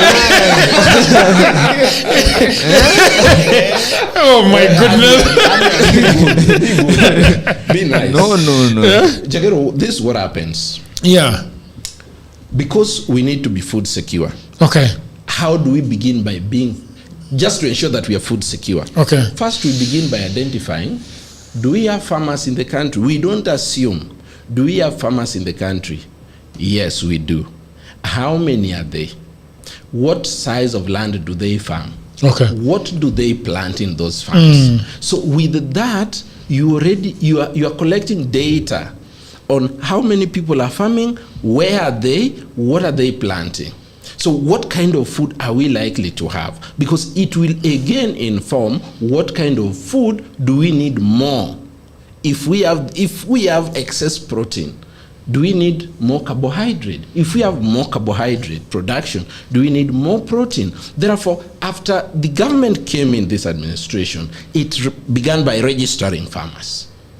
And upon registering farmers, over 7.4 million farmers registered nearly in the first 2 years. So they identified themselves, we are farmers, this is what we produce annually. Then, having spectacularly failed to ensure that Galana Kulalu can produce enough for us. What was the failure? The failure was in the production. No. By that time. No. Wait. No. So you've asked me, I am responding. Because you're asking yourself? Green Arava suspended operations and walked off the site, accusing the Kenyan Ministry of Agriculture of failing to release funds for machinery. Conversely, the National Irrigation Authority claimed the company refused to provide a bill of lading as proof of purchase before demanding cash. Okay. There was a cartel accusations. Israeli diplomats and Green Arava leadership openly claimed that the project was systematically sabotaged from within Kenya by powerful maize importing and milling cartels who stood to lose billions if Kenya achieved a full self-sufficiency. That was the reason. And he's talking about is in that production. And he said that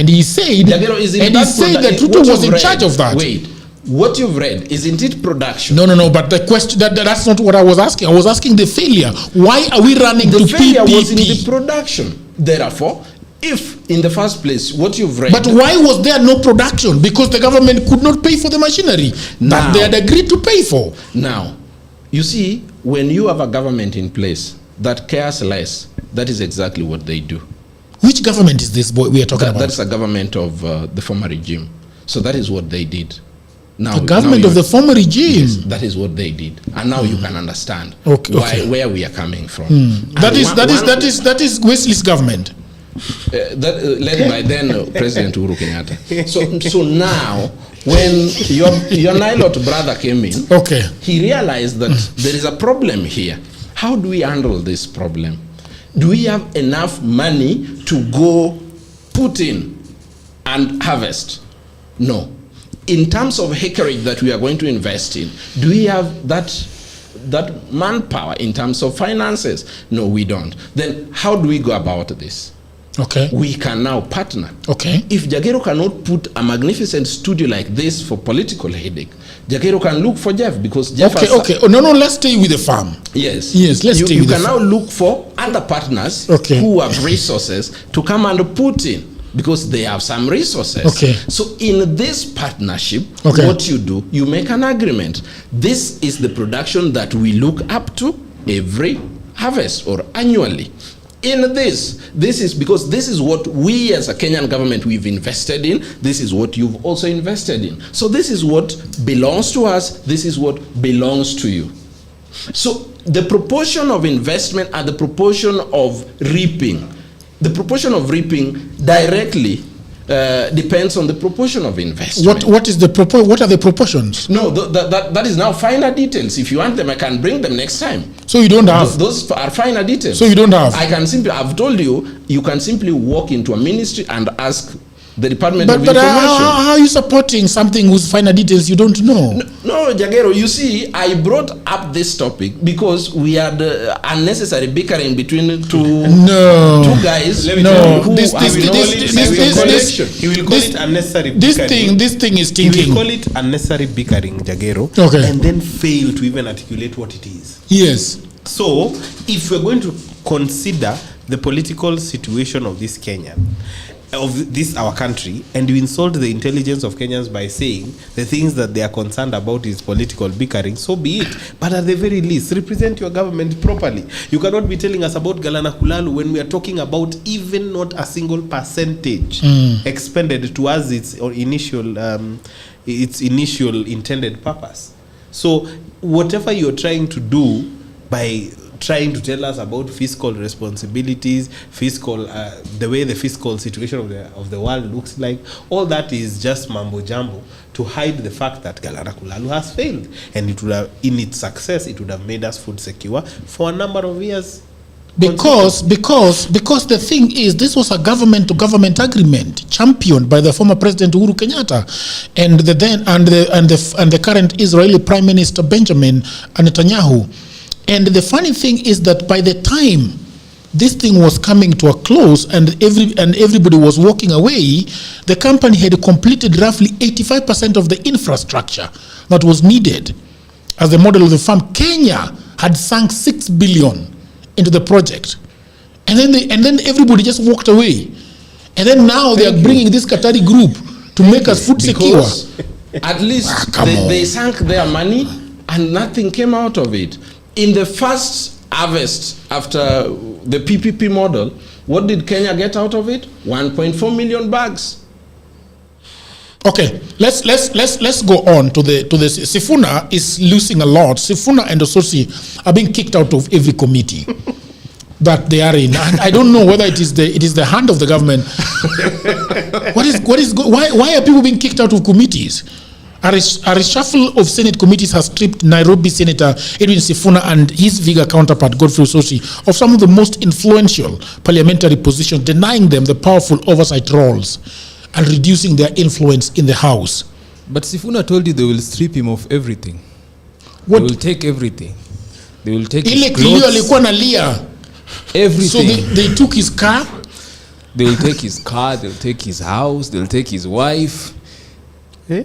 They want to take everything. You understand the symbolism that I'm trying to make? Yeah. Definitely, that does not matter to us as Linda Mwananchi in those Senate committees, because we know the people that they are going to be replacing with. There is nothing importance that they're going to be adding. Who is doing this exactly? Is this the government of Kachola? Who is doing who is persecuting you at the Senate? Why is this spilling out into the Senate? It is the government, and there was a recent address that was made by Okiya Omtatah. There was a recent address that was made by Okiya Omtatah on the media, and it talked about how it was planned for the removal of Edwin Sifuna in Senate. And part of the things that he talked about was also the stripping of these particular positions in those committees. That is not coming from me, that is coming from Senator Okiya Omtatah. Jagero, let me just ask a very simple question, not to specific person here, but if you are in Senate like Okiya Omtatah, you can answer it. If you are elected by a political party, and then you end up in a committee within the House, either Parliament, National Assembly or Senate, who really puts you in that committee? I think it is the party. It is the political party. In this case, we are talking about a specific party, ODM, right? Exactly. Okay. Sifuna is a member of ODM party. All right. He has never resigned from ODM. Okay. So to allege that the government is stripping someone their position that government has no influence over, it is the party. So who is? Let me tell you, after every 2 years, there is always rotation of membership in those committees. So as to whether it was time for rotations, I can't say. However, it is the party. Let's not demonize the government. It is the Senate Business Committee that saw Senator Osotsi removed as chairperson of the Senate County Public Investment and Special Funds Committee, a position he has held for the last 4 years. All right? He has been transferred to the Senate Trade Industrialization Committee as an ordinary member. All right? Mr. Sifuna, one of the Senate's fiercest critics of President William Ruto's administration, was also removed from the powerful Senate County Public Accounts Committee and reassigned to the Agricultural, Livestock and Fisheries Committee days after he was stripped of his position as Senate Deputy Minority Whip. We know that there's an arrangement between ODM and government. Exactly. And when President... Because he has also talked about the infiltration and when of your government into ODM, that our government. Your government. And when President William Ruto stood publicly before the late Raila Odinga went away, he said that he is going to personally punish Sifuna. So what he said 1 year ago is what we are seeing trickling down, or what we are seeing happening now today. We thought that maybe that would not happen, but that is what he has been thinking about for so long, now that even Sifuna has gotten very influential. And my brother here is saying that it is not the government. It is the government, because we know the arrangement that ODM has with the government. And we know that they sit in State House in boardrooms and state on how they are going to be punishing certain individuals. And they did that. They had arrangements. They had meetings.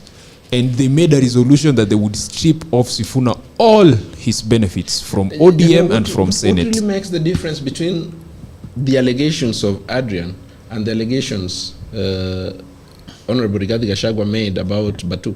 What makes the difference? Because that is totally disconnected. Oh my God. There are serious allegations about things, about people, about issues, and about events that have absolutely nothing about. So who is persecuting Osotsi and Sifuna? It is their party. ODM. Why? Daguerre, allow me to come in on that. Ask the ODM new Secretary-General. She can tell us more. Ask the minority whip. Let me tell you, Daguerre, allow me to just chime in on this. Okay, chime in, please.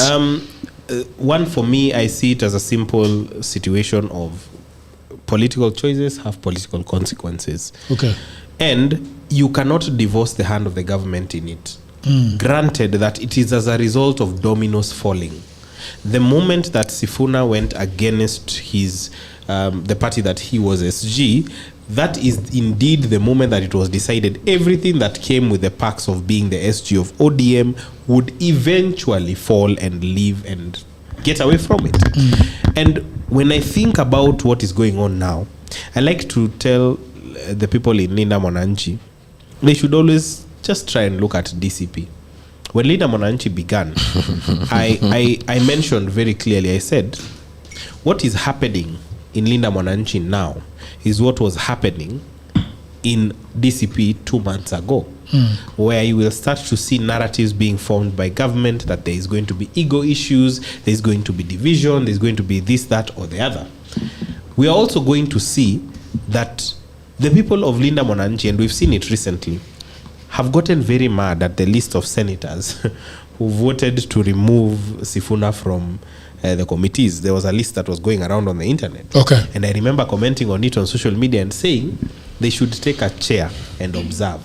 Because as from DCP, we have a whole list of members of parliament who A, voted to impeach Rigathi Gachagua, B, voted for the finance bill. So if it is lists, they should take for it.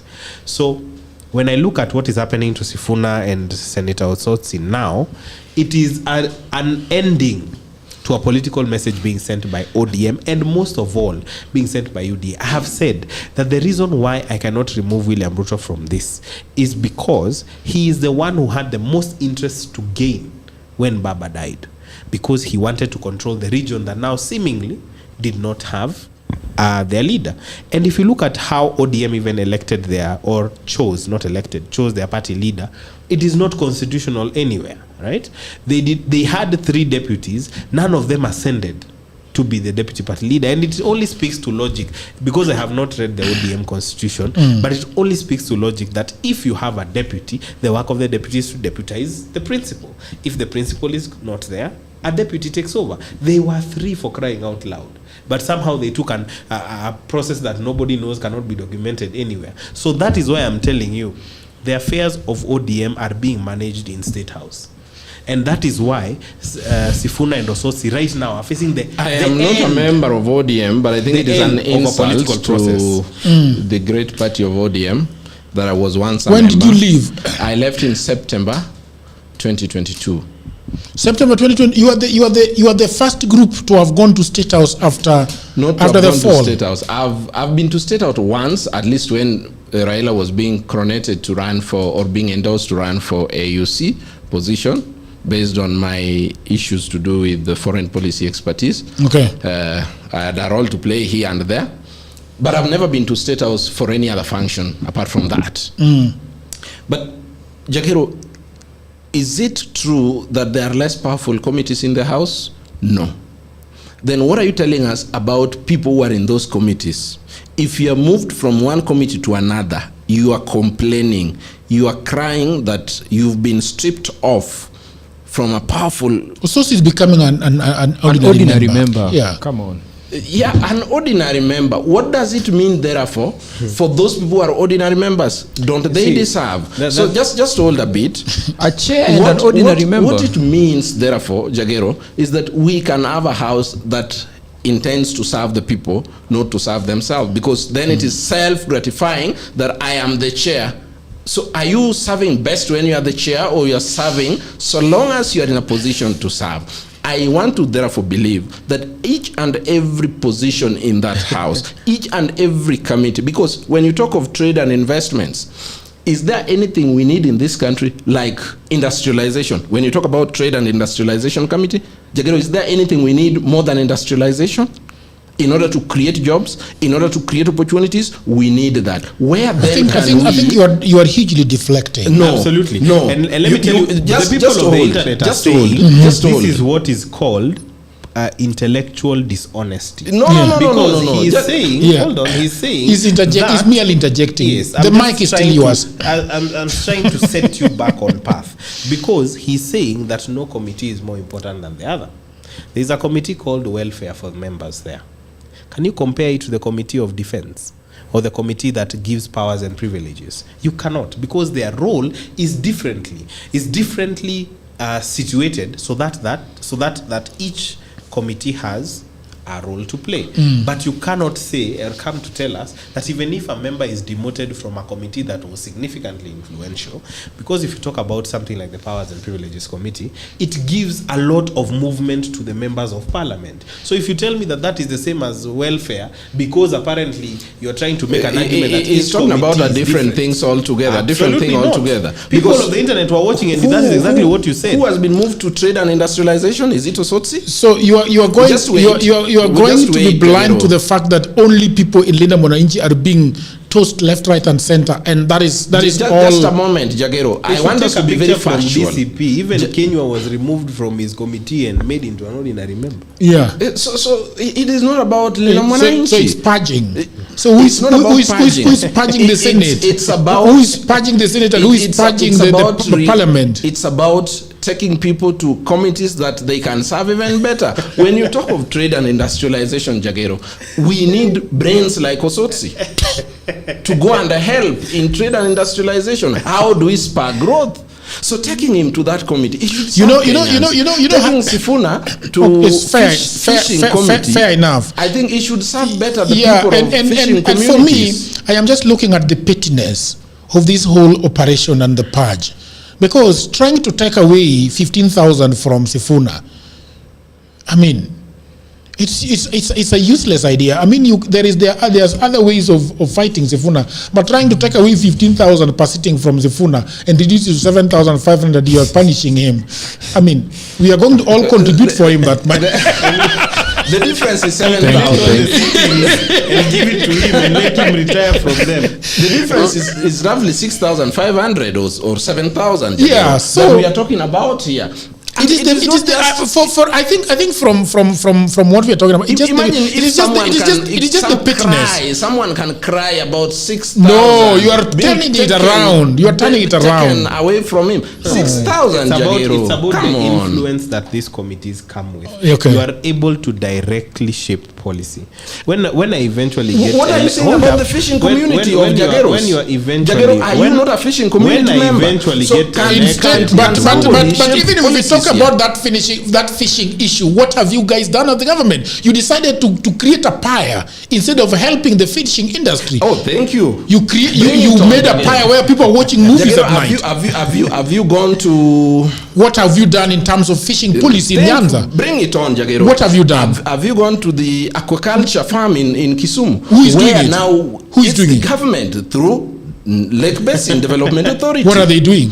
They're actually hatching fingerlings. Uh-huh. And then those fingerlings are given to the people to do the fish farming. I told you every time you speak to people from the state, Jagero, they have something that is called shut up projects. All right? We are not shutting you up. We are only telling you them what have you done, they will give you a generic How much has the government put in that? Let me check. It's billions of shillings. Let me check. No, let me check. Because that is what you call shut up project. What have you done? What have you done? Just wait. Let me just check. Bwana, I told you I'm figuring you out. People are not very kind to him on the comments. They want to listen to your lies. No, he has to accept that this government is indefensible. It's difficult. It's impossible to defend Wacha this tuambie hiyo government. pesa wamejenga nayo hiyo kitu. I have told you they are called shut up projects. That every time you ask them what they have done for people, they will tell you tumejenga barabara, tumelainisha barabara. So hii ya Kisumu hii fingerlings ni pesa ngapi? Fingerlings hiyo ndio talking points hapa. Wanatengeneza. But you see they had the opportunity to do something to the fishing industry. They built a pyre where people are watching movies. That is wrong. And that is what they showcase to the country. That is utterly wrong. They even watched AFCON there. Okay. Because do you know I went to Homa Bay and went into the night with fishermen. And those guys came out with omena the size of this thing. Because, and then there are, I don't want to say the group of people that are doing this. There are people that seriously are in that lake that are not even Kenyans, that are harvesting fish from that place. But then they're telling you that the factory is in Thika, but they don't have a factory there, but they are building that thing. So, Jagero, the government is investing over 7.4 billion Kenyan shillings into fingerlings. Fish industry. Fish industry. No, not in fingerlings. In the fish industry. So you can imagine. But I've asked you and you're saying fingerling. No, fish industry. So here is where the fish fingerlings also forms. Remember, for the longest, where I come from, where you are lucky to have gone to Mfangano Island. Supporting Ruto can make you look like a cloud. We've never had. No, you shut up. You shut up. A landing site. All right. So our fish come to the island. Fishermen bring fish. They need to but give what you a happens? raise. They go bad within a day. So already we are having a fish landing site where you can bring fish. It can take a maximum of even 1 month before you sell it. You know, when we talk about fish, you will not understand. No. You know the funny thing let me finish. When in the last dispensation I told you, we spent a lot of time trying to sell William Ruto, and one of the things that he was really agitating about as when he went around the listening tours around the 47 counties was adding value to each unique situation. And I remember the value proposition for the Kisumu and the whole landing and everything that was in between. It was supposed to add value in the sense that you don't need to spend a lot of time between transporting to Nairobi, also to open up Kisumu in order to make it sort of like a regional export hub, that you have your own international airport where fish can go directly from outside. If you measure those promises to what is happening now. That is exactly why I'm laughing, because I know he's grasping on straws because they are nowhere near achieving that. Yeah. Now, you know, because this fingerling thing, these are now. Can we allow Kachola to explain this fingerling issue versus the 7 billion? I mean, Kachola, I think it is fair for you to explain this. You should also tell us how much money so far has been used. Yes. What is the direct progress of that whole project? So that we because we have known what this government does is that Ruto says by the market that we have put another 20 billion. Now, Jagero, he goes away. When we talk about fish, I am a fisherman. Okay. For the last many years, before I knew Nairobi, I was fishing. Okay. What was I doing? Fishing water and a bit of a man. All right. Yes. At least you have an experience having gone there. Yeah, I've gone there. I saw you. Yes. Jagero, for the longest, fish industry is the only industry that has been neglected. And do you know what previous governments did? They took fish industry and brought to Thika. All the way from Lake Victoria. They brought it to where? To Thika. To Thika. One of the things that the leadership of Nyanza presented to President William Ruto is that we need a fish industry back in Nyanza. Then how do we get to that level where we can now have, once we have the fish industry there, how is it going to serve you better? We begin from the back end by ensuring that the fishing industry is boosted. How do we boost it? First, you invest in landing sites. So that when your fish comes, and what is a landing site? A landing site is a place built, not just for boats to land. So let me proceed. No, I want you to explain to me the landing. Explain to you what a landing site is. Yes. So this is a place where fish is brought, is well taken care of in terms of hygiene and kept under conditions that are necessary for it not to go bad. So that even if someone, a particular beach brought just 70 kgs, you don't need to rush with them looking for market. You just need to keep them there. So that when you have a market, you take them to the market. So it adds value. Whether the market is readily available or not readily available, you can always do what? You can always be sure your fish is intact. So they have been done across Nyanza, including Mfangano, where I come from. The landing sites. The landing sites. Okay. Then we have now, how then you already have the fish landing sites. Then how do you now ensure there is enough fish for both fishing at the lake and those having cages? There's what we call fish cages. Yes, I know those ones. Yes.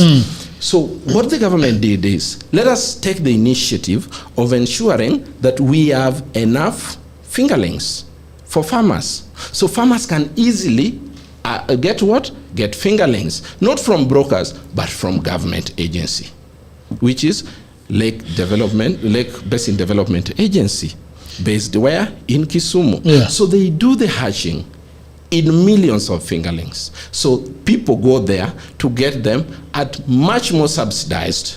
And if you are in groups, then, and you are just beginning fish farming, you don't buy. So I'm imagining.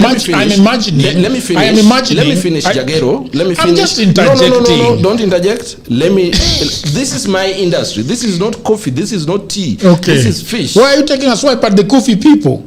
No, this is not hotel industry. This is fish. This is not law. This is not law.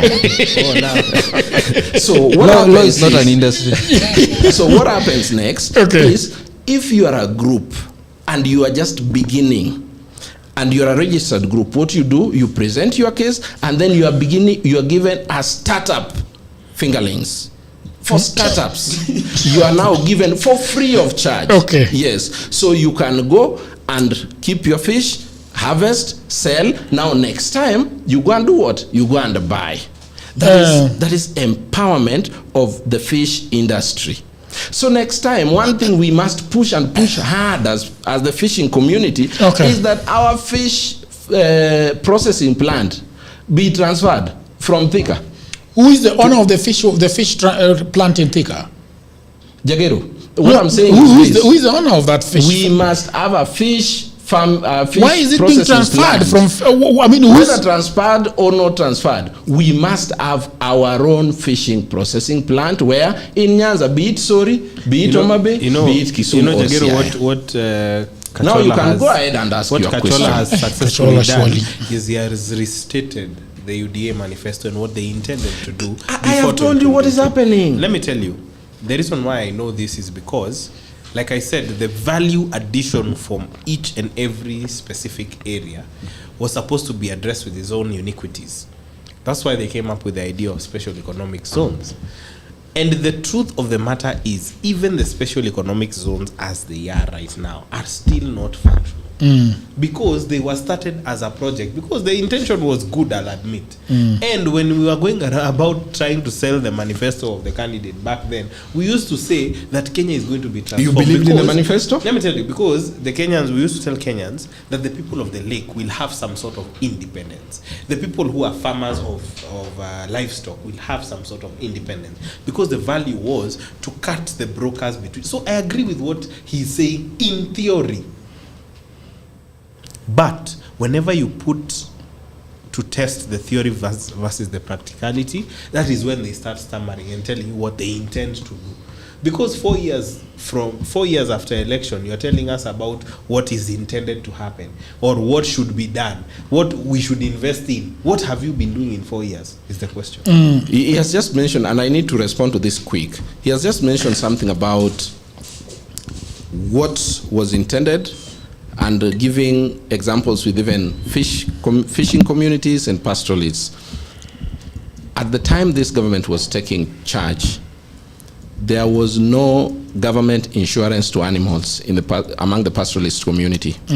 Up to now, Jagero, facts, 238,000 households have had their animals insured. By who? By the government. Over 7.4 million animals have been insured. Kachola here is priding himself on clerical issues. Yes. That the fact that you have records. But why don't you just accept? And it's okay. That's like when you start a project, you start on the groundbreaking and then you stop there. And every time people ask you about the project, you start telling us, but you saw I put the foundation stone. No, these figures I'm giving you are not figures of 2023 or 2022 or 2024. These are figures of 2025. Even at 2025. So if you have figures of 2026, clerical issues is still below par to what you're supposed to have achieved. So as far as this is concerned, my brother, what would you have done, or what do you suggest? Because if 238,000 households have had their animals insured, what else do you need apart from that? Let me tell you what community. What he's today, the Kenya Meat Commission is paying prompt the pastoralist community that are bringing in their animals for slaughter. Jagiru, isn't your Nilot brother doing good? He's not. Oh, you can't trick Jagiru like that. No. This guy is really. If we believe the UDA manifesto, we will stay their whole life, because it is a catastrophic failure or an achievement. And remember, a lot of people who absorbed that manifesto did so by reading and actually having hope that what I am reading here will come to pass. Because somebody what did you read that did not come to pass? Do you know something? I could tell you an easy grab. They promised 100,000 jobs in the manufacturing sector. That should be around page 14 of that manifesto. Go check. It is there. It is not me who created it. How many have we created? Let me tell you. So how many? Below par. Let me tell you. Below par. How many? When you say below par, you must confirm the figures. The housing project, right? Yeah. You are supposed to do 100,000 per year. They've done 105, and most of those are still progressing. What government quotes has done is things that some are ongoing and are not. But it is very interesting about this Kibos. Just before you finish, before we go into the next. There's something very interesting about this Kibos thing of yours. In 3 years. So you are telling us that you are supposed to create 100,000 housing units every year, and then you have failed spectacularly, done a third of that in triple the time.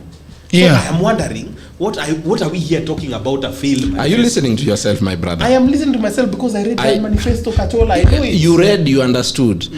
Do you have facts of what jobs have been created? What jobs are being created on a daily basis? Let me tell you what I have said. No, if you don't have, I will take the pen taking. No, do not misquoting. I've said, your manifesto directly said, point A, we will create 100,000 housing units every year. Let us begin with the jobs. You mentioned jobs, so let us begin with that. Why are you trying to direct me on the point that I'm making, and you are skirting away from the actual point? Right before you was talk about Kibos, and another thing that you spectacularly failed upon. He's torpedoing that conversation. You know the funny thing about this fish thing? It's very interesting the sources that he's quoting. There is only one source. Let me tell you, people here and that source is Raymond Omolo on Facebook. Exactly. People here are saying the guy in a pink suit is playing with livelihoods of fishermen. Yes, because those fishermen the Kibos Aquaculture Center, which is fully operational according to Raymond Omolo, and you can't find any other thing, but it is only Raymond Omolo who is speaking about it. So the facility is currently active and operating 21 production ponds.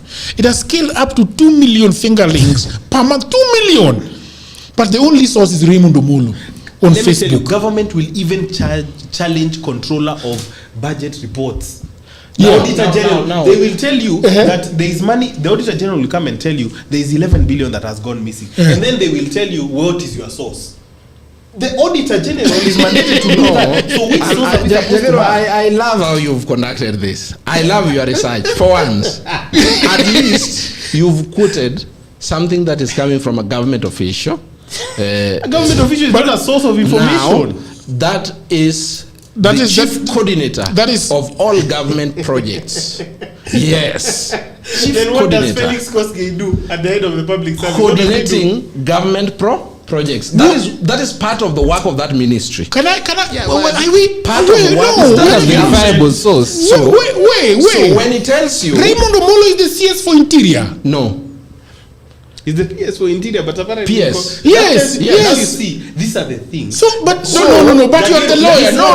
Ask your question, Jagero. That end up Ask making your question. Those outlandish things that they like to say that Rigathi Gachagua says be true. Rigathi Gachagua has constantly said the CSs have no power. They are flower girls. Now he is confirming to us here the actual person who coordinates government projects is Raymond Omolo, not that office coordinates government projects. You have said the office of Raymond Omolo. But the person whose constitutional mandate is to do so is Kipchumba Murkomen. What is he telling us?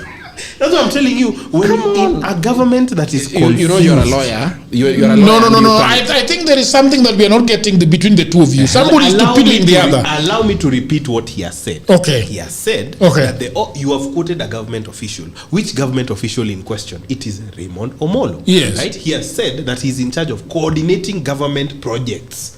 Who is the head of that business?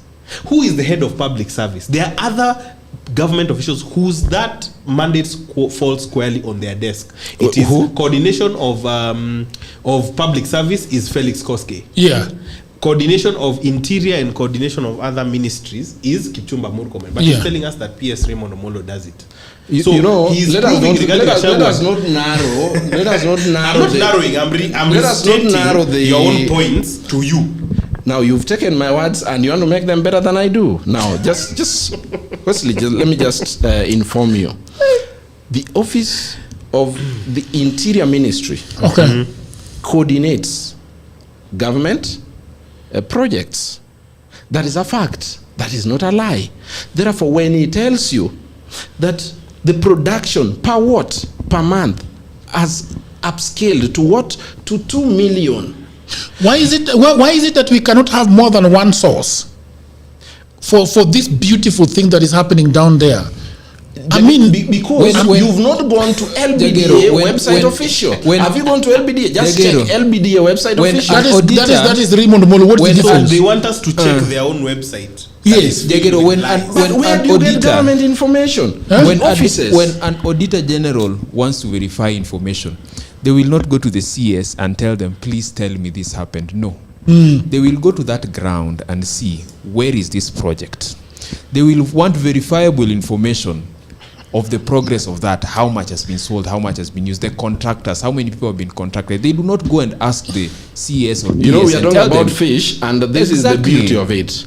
With the fish, it is even easier to verify because you can use the biology method of capture method to count the fish that is in a pond. So we only have the government website.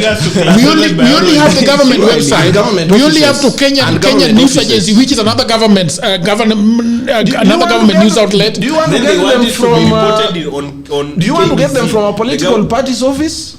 Do you want to get them from a UDA political party office? No, you can only get that information from a government office. Jagero, if you want information about this government, you go to a government office. You cannot get it in a political rally. You cannot get it on a political party's office. Hello? Hey, my goodness. No. My goodness. I rebuke you. And your government. You know one thing I like about Raymond Omolo posts a lot of text and pictures. It's not him posting. Yeah? It's someone sitting in a corridor at his office. Yeah, but that is him. To be fair, at least he's informing you on a daily basis, on what is going on, so that you don't even need to go to the office to look. In fact, Raymond Omolo's Facebook page and Twitter account has become another office of the government where you can fact check. Let me tell you, the reason why we are having this conversation, Jagero, is because, one, we are operating, from a trust deficient society, and two, an even bigger trust deficient government. The reason why me and Adrian and probably yourself want independent verification of what Raymond Omolo is posting is not because we don't know Raymond Omolo posts. Yes. It's because we know we are coming to a government that makes pronouncements. They will go photograph a picture somewhere in another 6 months, and they will give you hope what is saying. What is not happening. Jagero, hear what Wesley is saying. You go and take a photograph anywhere, and honestly, let me tell you, there was an incident where that they have these coordinated blogging attempts that they try to show that the president is working. Coordinated? What do you mean by coordinated? These people are in a WhatsApp group, they are sent content, they post that content on Twitter, Facebook, and they have KPIs that they report. In fact, if you don't post, you're told wewe tutakutoa kwa group wewe. And let me tell you, kutoa kwa group ama kutoa kwa pesa. Si kwa group means pesa imeenda. Sasa, let me tell you what they do after they in those, and you see it's quiet because you know this is because I want to respond to you. Do you think he's a member? He might not post it, but he could be. Let me tell you what offends about this. I think he's sent here. There was a time, Adrian, on the internet that they had taken pictures of something that is completely non-existent in Kenya. Okay. And tried to, and it when was people from another country. And when the people did a reverse search image on Google, they found that this is not even in Kenya. It's somewhere in Zimbabwe, Harare. It is bloggers was Are there people? No, they were trying to say that William Ruto works. William Ruto works from Harare, Zimbabwe. Yes. Let me ask you: is there a position in government called government blogger? I think they have not officialized it, but it's there. But it's there. So are they paid? They are paid. I think they are there. How much? Let me tell you. How much? Hii jamani mkora sana. It's interesting. Let me tell you. It's interesting because then I can venture into that job. If they are positioned in government for it to happen, come on. Let me tell you, they are paid and they are compensated on a monthly basis. And it started how much? You want the exact figures? Who does this? Because I can become a member then and get paid. That off camera, I will hook you up. Actually, with the exact person. Now let me tell you. In fact, I can show you, but actually, I wouldn't show the camera. I will show you so that you see. Now let me tell you something, my brother. It's about 15,000. Wesley, we need to be very factual and very truthful with Kenyans. Yeah, and people are blaming Adrian and the lawyer for ganging up against the guy. Because these guys don't like facts. No, but he has said the most airtime. Yes, that's the most time to defend the government, and it has become impossible. Just to tell you, because you didn't know that at least sex semen is now. What is this thing he keeps talking about? Let me tell you, Jagero, people of the semen and fish fingerlings. people of the internet are saying defending government will give him high blood pressure. We are not fingerlings, boy. You're lucky the people of Nairobi don't have electricity today. So, Jagero, if you're a farmer, tell us what you are talking about by this sex semen. The semen of fish. Sex semen, this is what it means. You are not a farmer, so you may not understand. Okay, yeah. Please school me. I am in a small way. Please school me. If you have your cow and you want, for example, all you want from your cow is a bull calf, or a female, a cow calf, all female or male. All you do, you go to government. It's called what? Agriculture what? I'm forgetting the name. But it's a semen factory for the government. Yes. Okay. So you buy and you decide on what sex you need. So you buy that semen. Before, Kenyans used to buy that semen at 8,000. Okay. Today, that semen is 2,500. So the uptake, at one point it was too much that the government nearly ran out of it. And they are to restock, because now many farmers found it easier and cheaper to buy and have a stock. So you can decide, for me and my household, we will only do bulls, so that at a certain age we sell them off or to slaughter them. So that is what the government is doing. So that is what exactly I'm taking time to explain to people who don't know. So that if you are a farmer and you are interested in such, please move to the nearest agricultural office so that you can get some of this help. Yeah. The government has done too much that you can't go unhelped while help is near you. Yes. Thank you very much, gentlemen. This has been a beautiful conversation. Na wewe hii mambo ya kusneak in projects za serikali kwa conversation. You started with kulalu ukaanza kwa hii semen ya same semen. What is it called? Sex semen. Sex semen. Fish semen. It's beautiful. I am hoping that I have a feeling that as we come to a close of this conversation, you and Linda Mwananchi, you guys have to have a conference and square out these issues. Oh yes, no problem. Right? I think you need big, because you know I don't have a party, so But when that time comes, at least Linda Mwananchi should have formed their own party, had their own structures. Yeah, wanasema msitupeleke mbio. Wasipelekwe mbio, but sasa nao wasitupeleke mbio na conditions zenye ziko na chama bado. Presidential candidate. The jobs A little friendly fire is good. Yeah. Even when soldiers train. But they're lobbying. These people are good at lobbying. You're lobbying, bwana. We are. You know these are your seniors. We've done more as a movement than them as a party. Oh, is that so? Their party does not. I don't think so. Show us that you're in It's their time again. I don't think so. Did you see what Wamunyoro was doing today? He had 6 meetings, and let me tell you. What is that? Is that your metric? Let me inform you. I was a meeting with the northern region. Leaders from the northern region. Today, the governor of Nyandarua and the whole county assembly was at Wamunyoro. Today, 12 out of 15 leaders from my county, like Kipia, MCAs, have decamped from UD, even the independent ones. Even from my former party, TSP, they have gone to Wamunyoro, all of them. So if you don't call that consultation, and if you don't call that doing, or the benchmark for doing good in politics, then they need to introduce us a Linda Mwananchi. Who is decamping from where to Linda Mwananchi? Do you know? I don't know. Who is decamping? Who is decamping? Nobody needs to decamp. Why does someone needs to decamp? Decamp from where to where? Allegiance is paid only in broad daylight. Yes. Decamp from where to where? Not at night. Not at night or through rallies. All those people who are leaders. Where is your I love Wamunyoro? All those leaders. Because we don't need it. We don't need it. You gotta pay homage. We need to see Sifuna shaking hands there at I Love Wamunyoro. I saw somebody. And you know, Jagero, the same tricks that Gachagua is using. Which tricks? Calling people at his home is the same trick that William Ruto used to use. Okay. Calling almost everyone at his deputy presidential home. Anybody. These people come. Right now, his no. They're going to take you. What's your problem? I haven't even gone to Wamunyoro myself. Because that diary is quite full. Oh, there's a diary. Oh my God! Today there were six delegations. So but they are going to make that guy fall dead, man. I mean, does he have the energy? And let me tell you, if you are doubting about his energy, where was he in the last 3 days? That old style politics Kenyans are tired of it. What are people doing? But it's the same Kenyans going there. What are the people doing? But it's the same Kenyans going there. What are the people doing in your Tanzania? Are you the one who's going to be electing leaders?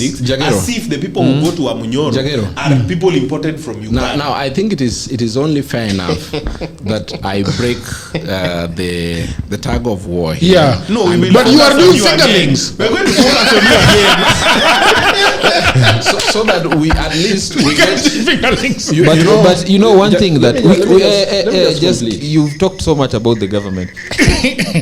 There's no any other thing to talk about government. If there's one thing that we will pretend, and we will keep pretending, is that we will pretend and ignore that Rigathi Gachagua is not someone who is befit to be a leader in this country. That one we'll pretend. And we will pretend. Again. And we will pretend. But the matter and the truth of the fact remains is that is what it is. I think Rigathi Gachagua is extremely powerful right now. And it's very foolhardy. Yes, it's naive it is because you are spectating him. I'm spectating him now. You are part of the spectators. And if you are a Kenyan today who wants real change in this country, you cannot be spectating about Rigathi Gachagua. Those are ideal politics that Adrian likes to carry. Wishful thinking. There is no ideal politics because this is Gen Z who was in the streets with me talking about the same things that he wanted for this Kenya. But now that he needs a DCP ticket, why are you heckling him? No, all these things. Let me tell you. No, I was the one who was talking. Took me to the okay, good. Now are you done? No. The principles that took me to the streets have not changed. Again, he likes to talk as if DCP campaigns on a platform of corruption. No, his problem is with the DCP party leader. That's not the problem. Rigathi Gachagua's corruption allegations fell flat on their face in the Senate. It did not fall flat on this. There would have been an impeachable offense. However, that notwithstanding, a month ago, I was with someone from the UDA government on a live national television. Okay. And I told them, after Olkalao is done, let us do a round 2 show here. So that you tell us why your government failed to clinch that seat. He lost. Alikata kuchukua simu ya presenter. Now I'm telling Adrian, give it some time. People from Linda Mwananchi like him who keep on talking about Rigathi Gachagua will come back to tell us what they need to say when Rigathi Gachagua and Sifuna are actively working together. Then it is the time he will explain to us where all those sweet words you are saying will have gone. So I urge my younger brothers in the coalition to be very careful in finishing, so that this gentleman also comes in finishing, yes. so that I don't come back to you. So you've lost your principles if you can defend Gachagua so passionately like that, and it is good. Just tell people that you are now a politician. You are saying just say that right now you are a politician and you do not care about the interest of people. I'm enjoying. It is simple. Give them more airtime. Tell Kenyans you're a politician. You know the problem with Gen Zs right now. There are people who now shifted to now becoming politicians. Stop lying to Kenyans that you still stand with the principles for change in this country. Tell Kenyans just like Fanya Mambo also tells me he needs the DCP ticket. Tell people that you need the DCP ticket, and the person who has the key is Rigathi Gachagua, despite the fact that he's a very tribal, corrupt individual with a mouthy slow down. With a mouth that cannot tell you. Adrian, it is in your best interest to slow down. No, I'm not going to slow down. Adrian, it takes some grace. It is in your best interest to slow down. We cannot be criticizing Ruto so passionately. He criticizes Ruto, but you understand that also Rigathi Gachagua is in the same sphere as Ruto. Let me tell you, he is someone who has also called atrocities for the young Kenyans who have died in the streets. It takes some grace to understand that. So how would you want to convince Kenyans to hate Ruto while you are supporting Gachagua? how would you want? And that's what I'm Gachagua saying. was part of the people who were actually died. Luos were also killed. These Luos who are actually believing, listen, the Luos who are actually believing the narrative that is being perpetuated are actually believing that it was true and it was right. When we were having the demonstration for cost of living, who was part of the person who was denying people the fair right for demonstration? It was Rigathi Gachagua. Let me tell you see sometimes. Who was part of the people who told Gen Zs no matter how that fast, the police no matter how cannot long kill you you? occupy It was the Rigathi microphone, Gachagua. it will not change the point I am trying to make. I am saying it takes grace Rigathi to Gachagua does form not have coalition. ideals. It takes grace to understand that politics will not always fall on your lap. And I was finishing. It's taken all my time. But let me tell you. You see sometimes. Let him finish. The best, And then I'll give you time to finish. Let me tell you. No, he does. He does finish. I know him. The best feedback you can get is ukisikiza ground. Na mimi nasemanga skiza tu ground. Even in this comment section, they're telling Adrian, you are living in denial. Because it will be such a huge day when Adrian, it's because you are speaking like a politician, it will just not be like someone who has the interest of Adrian Kenyans at has heart. to swallow his tongue because Sifuna and Gachagua have come to some sort of an agreement, or Sifuna has gone. I have a feeling he will defect to UDA. Even if he defects to wherever, now he will have an even harder problem. Let me tell you, Sifuna might also decide that his ambition to be president is not bigger than William Ruto going home, which he has verbatim said, right? So when that day comes, call Adrian and me here and see if Adrian will accept to be on the show, because then suddenly he will have had egg on his face because his principal has made a high stakes decision that did not involve Adrian's feelings or political understanding of how things should go. People here are telling him, Adrian, you are naive and you need to be open-minded. That's the reality of Kenyan politics. You see, unfortunately, and this is my final point, Adrian keeps saying that we were on the streets with him. I explained here on a show how I got myself in DCP. Okay. My principles did not change. We aligned on the fact that we need William Ruto to go, and there are some things that we agreed on. And Adrian was here trying to take us back to a personality conversation. However, I told my younger brother, I will give you graces because sometimes you can be clouded by ideals. But understand, by the time me and you, Adrian, are getting to parliament, politics will not be the same. But until then, you have to understand the animal you're fighting so that you can fight it properly. Okay. And if he doesn't, just be out in the corner. Right. And whenever you hear him make are his you going sentiments, to, so you're going to let him talk but not me talk. No, I'm saying you're taking my time. Your last podcast. No. Stop. You're throwing a lot of tantrums today, and it's not in your best interest. I understand. You know, there are so many young men that are looking up to you. No, listen. But you keep heckling them. Okay. Your last words. No, I'm trying to create an atmosphere. Now distillate your points. No, I'm trying to create an atmosphere without tension. Okay. Because so that it does not turn out like we're actually coming out from each other. And you know, people in the comments also need to know that Wesley, we are very good friends. Okay. You know, whenever you hear him answer me, okay, he agrees on one fact. Okay. That I about to be a sharp lawyer right now. He agrees on one fact. Yeah. One fact. One is that yes, I am right. There is a problem with this person. But you need to be a realist. That because of politics and numbers, we are going to ignore all these things, human rights violation, the corruption, the kind of character, the lack of moral virtue of Rigathi Gachagua. And what we are going to focus on is just politics, not the interest of Kenya. That is what that always comes out whenever he's talking about it. But the most critical thing that we always talk about here, these things that we are talking about, Sifuna working with Gachagua, I'm not the only person who's going to be telling you that. I tell Sifuna to his face. I've had the privilege to be with Sifuna on a table, and I'm part of his committee. We tell him that there is a problem, that if this is the candidate you're going to pick, this is the reaction that is going to elicit when it comes to Kenyans. So, for me, I will leave it at that at this point. But what I'm going to say, what we stand for as Linda Mwananchi is the change that we need to see. Call it idealistic as you can call it, that is what I stand for. And if there's a problem with a certain person, we are going to call it out as openly as we've always done as Gen Zs. Before, Wesley got into a party just for a ticket. Okay. And when he was a Gen Z with me at Kimathi Street, running from the police. And you know, running from whose police? Running from the state police. But Jagero, the most important thing, you know why, Jagero, you know why we need to take this standpoint. Let us look at a tribe that I come from, Luo, right now. Yes. You know, there are a lot of Luos who want to join Linda Mwananchi that I am in. Okay. How do you want to convince this group of people that we are going to be effecting change in this country, then bring Rigathi Gachagua on board? How are you going to convince this normal random Kenyan who are not even Luos, who are suffering and complaining about the governance issues that we have in Kenya, then you bring Rigathi Gachagua, that whom they have also been complaining about? Don't you think that you're just enforcing the same status quo that has been in Kenya? I think that point is home. Can we go to the gentleman so that we can close for the night? It's been thoroughly enjoyable. Jagero, we all agree that there are rules, regulations that we normally follow in a country. Okay.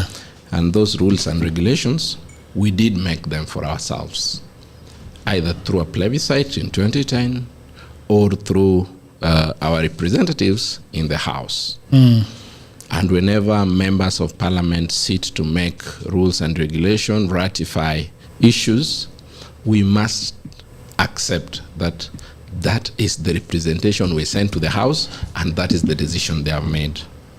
In the last 1 week, there has been a back and forth in accusation of a committee led by Nelson Koech.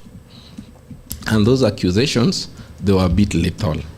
That somebody, I think the committee led by Honorable Nelson Koech, demanded almost 3 billion from the Britons to allow them to renegotiate or to reestablish their army bases for training in Laikipia. That is the Batuk.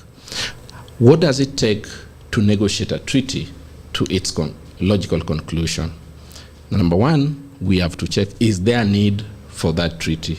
Yes, once there's a need for a treaty, the country that wants that treaty will always send a signal. Then that will be taken up by the executive. Executive here, I mean the relevant ministry. If it is under treasury, if it is under trade, if it is under energy, if it is under defense, they pick it up. They negotiate it, and then after negotiation, it is approved by the cabinet. So upon approval by the cabinet sends this approval they have done to where? To the speaker. The speaker takes it after receiving it and gives it to the committee. The committee will now begin the process of public participation, and that is when you realize in 2025 this committee of the defense committee went even as far as going to Laikipia to hear from the people who have been affected in one way or another by Batuk. So after that, they recommend to the House, and then it is taken back to Parliament with the recommendations from the committee. Then after it is taken to Parliament, they discuss it. If they reject it, the story ends there.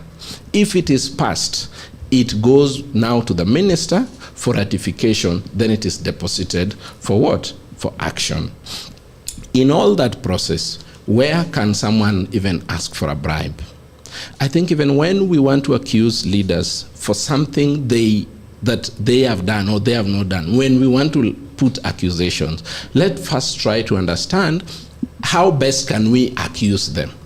Because the accusation that was brought forth, having explained to you how treaties are made, having participated myself in treaty making at the double tax agreement treaty making in this country, at some point when I worked for KRA in their treaties office, I understand the painstaking moment to do that thing. So to the end of it, let us also remember that the Laikipia economy largely, or to some extent, thrives around what? Around this defense cooperation between Kenya and the UK.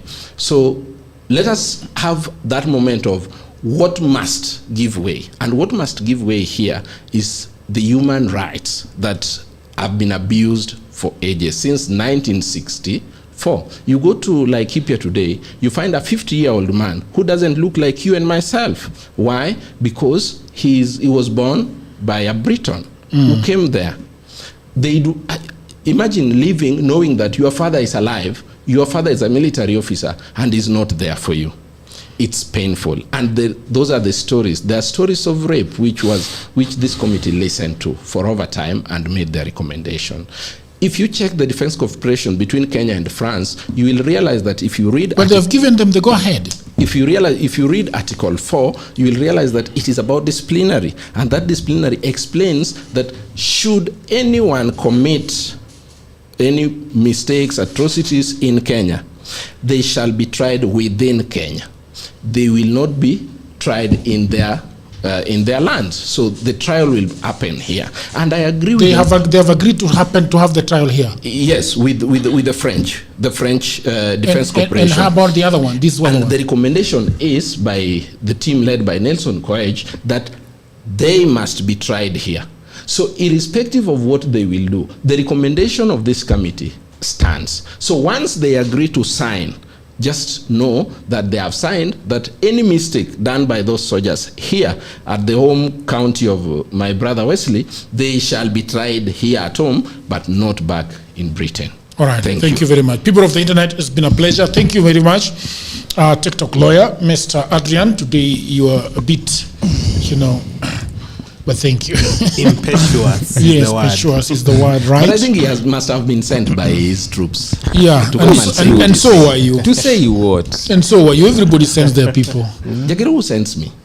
But Gulalo was not on the topic of discussion. But now it's forced to the recommendations for Nelson Koech conversation. I mean, but yes, and now, you see, we don't want to necessarily overstate it, but his party leader really made bad comments about a committee in the house. It's not about Nelson Koech. It's about the committee in the house. We must hold these people with the esteem that they deserve. We must give respect to that house because we elected them. Fair enough. Thank you very much, Mr. Kachola. By the people, it's been beautiful. Else. Thank you very much, Mr. Wesley. Absolutely.